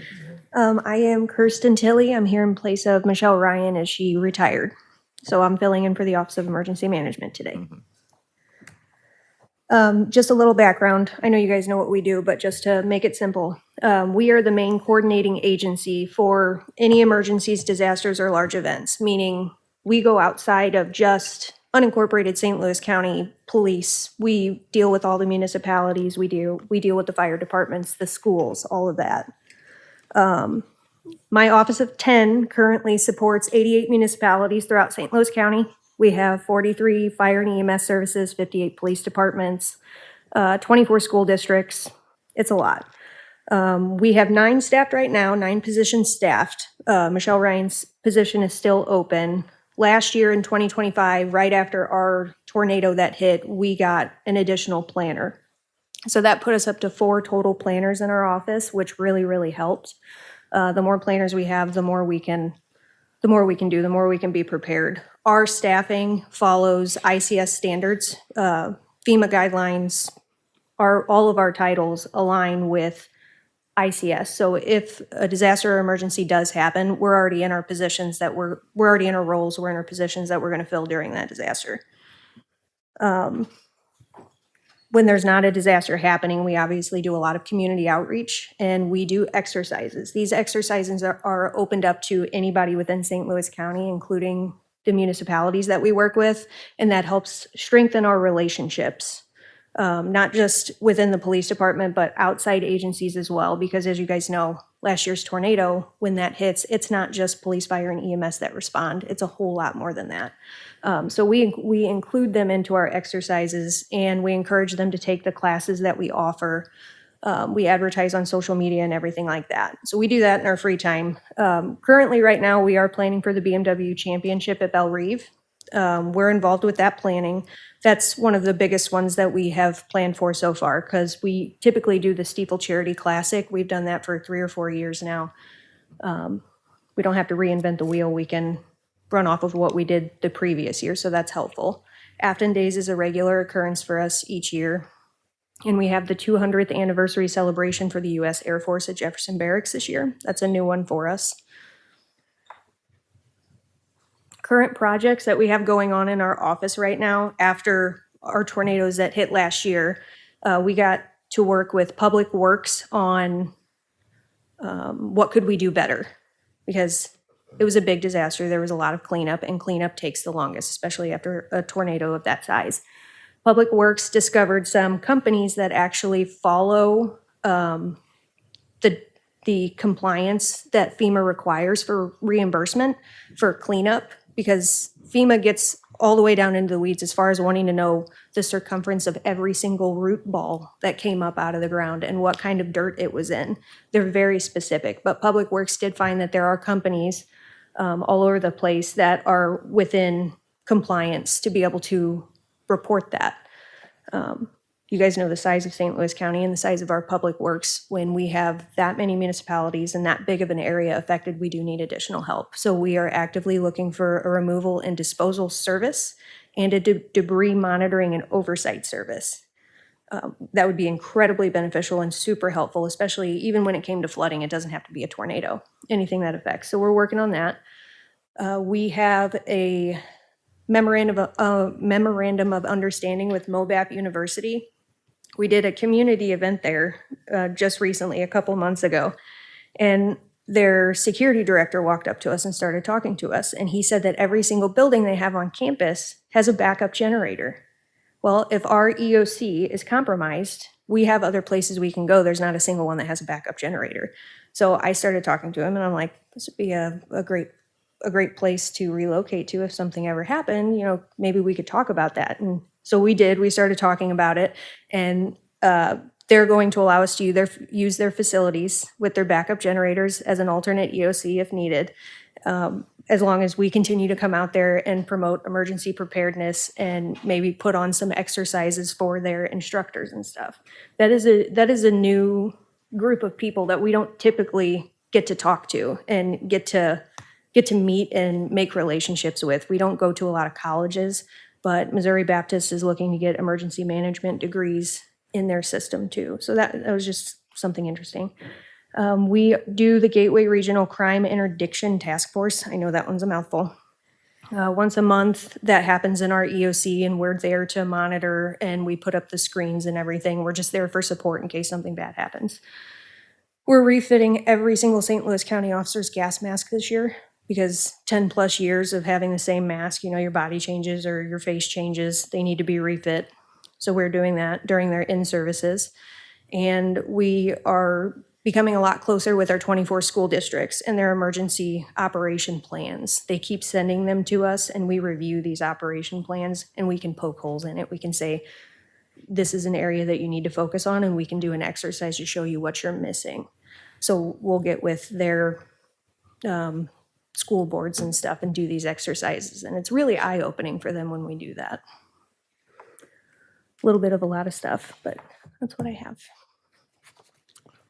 Thank you. Impressive. Great job. Thank you. Thank you. Kirsten, before you leave, is there, we're going to ask you, but we're really going to look this way or one of the other ways. When do we expect Director Ryan's position to be filled? I look both ways. I don't know. Pretty soon, it says. Okay. Pretty soon, like in 2026, pretty soon, like in 2027? I'm playing a little bit, but, okay. Thank you. Thank you. Thank you, Kirsten. Thank you. Thank you. Okay. Well, thank you, sir. Next on our item is the approval of minutes. You have in front of you the May 20th, 26th, and June 9th meeting minutes. Is there a motion to approve the minutes? Approve. I motion move to approve those minutes. I'll second. All right, all in favor? Aye. Aye. Opposed? All right, minutes are approved. Letters of communication incoming. I did have, I see we got a number of emails still from that Castle Point email. I see you nodding, Lieutenant Rodriguez, because I know you're on those emails as well. So we're getting some response to those folks. From what I've read, they really don't apply to us, but we're included. We're included on the emails. We're collecting, and I'm also in communication with county government, because they're getting similar. They're getting similar emails. Okay, great. Just want to make sure that we're continuing to address them. I know we talked about it last month as well. Any outgoing communications? No, thank you. Any old business we need to address? Next item, new business contracts. We have professional service agreements A through D. Let's do that separate from the memorandum. A through D. Is there a motion after reviewing the PSAs that we approve them as presented? I move that the contracts be approved as presented. Second. Right? Second. Thank you. All in favor of approval of the professional service agreements A through D? Aye. Aye. No opposed. And then item E is a memorandum of agreement with the ATF Task Force, which is pretty lengthy. Hopefully everyone's had a chance to review that. Having done so, is there a motion to approve? Motion to approve the ATF memorandum of agreement. Second. All in favor? Aye. No opposed? All right. Chief, we were presented with a general order on the resignation of sex offenders. Morning again. Morning. So General Order 26062 updates our 2023 policy. Just keeps us aligned with updated state and federal statutes in relation to compliance checks, and then also clarifies some guidance on our patrol officers on how to do compliance checks in the field and how that interfaces with our SOAR unit. Detective Bieri, who presented last month as the detective assigned to that unit, and how they work with that unit to make sure we're holding those individuals on the list accountable. Okay. Any questions about the? All right, thank you. Is there a motion? Do we need to approve the general order? Is there a motion to approve the general order as presented on the registration of sex offenders? Also move. Second. Okay, thank you. All right, thank you. Let's vote. All in favor? Aye. No opposed? Thank you. Anything, Amy, for the public forum that we know of? Mr. Chairman, I have one item under new business. New business, okay, I'm sorry. I move that the honorary rank of colonel, by which this board has been addressed in the past, be changed so that we be addressed as commissioners. I've had a conversation with our historian, and he provided me this data from 1969. And I believe a similar motion has passed at least 2 more times through the years. Basically, that we are a civilian representatives of the public, and we serve as public representatives, and the connotation of commission status, I think, is misleading. So therefore, to summarize my motion, it would be that from today forward, we no longer be referred to as the honorary rank of colonel, but be addressed as commissioner.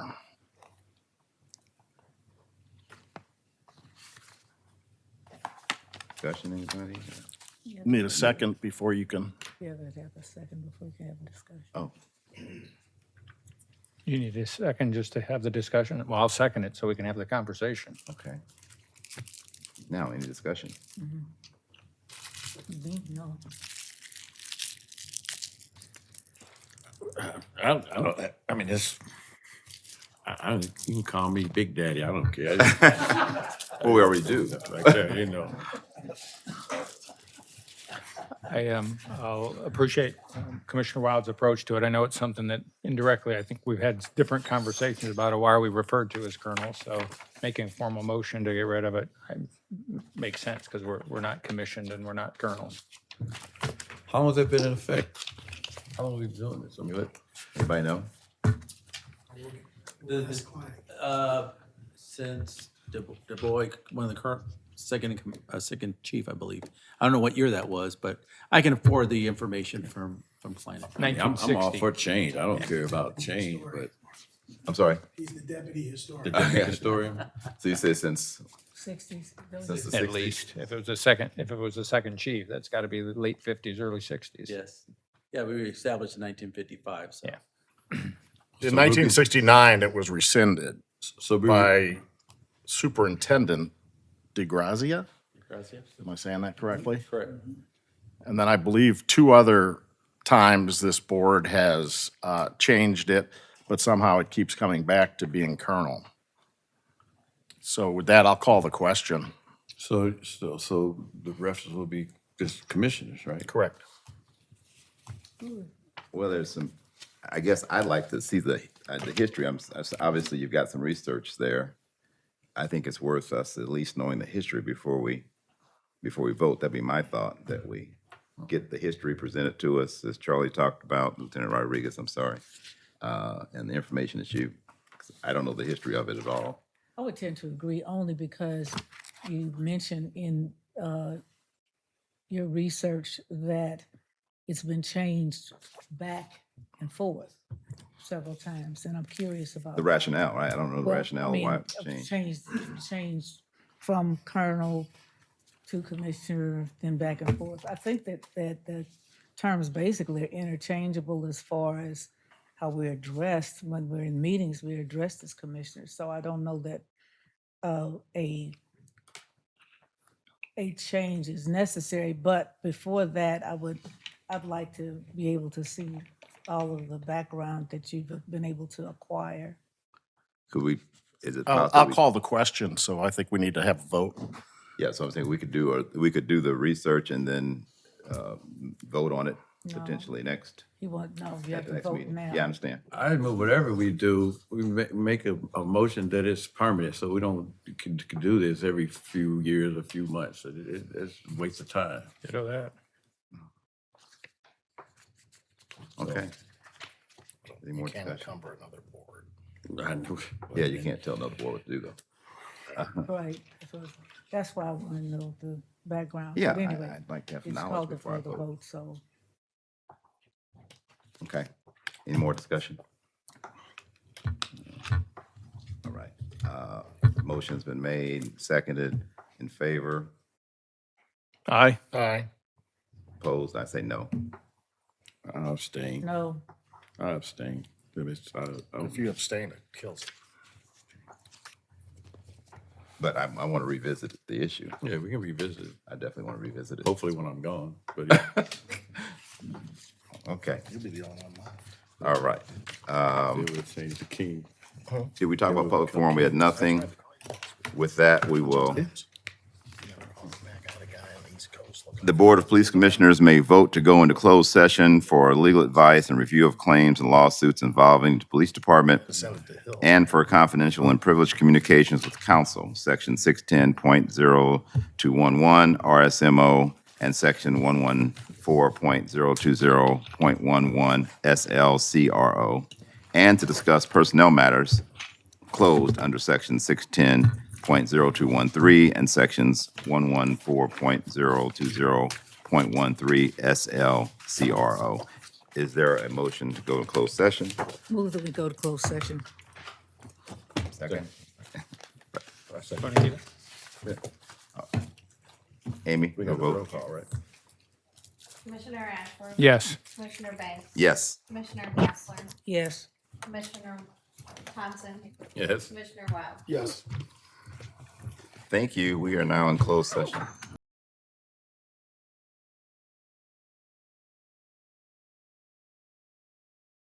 Okay, we are returning to open session.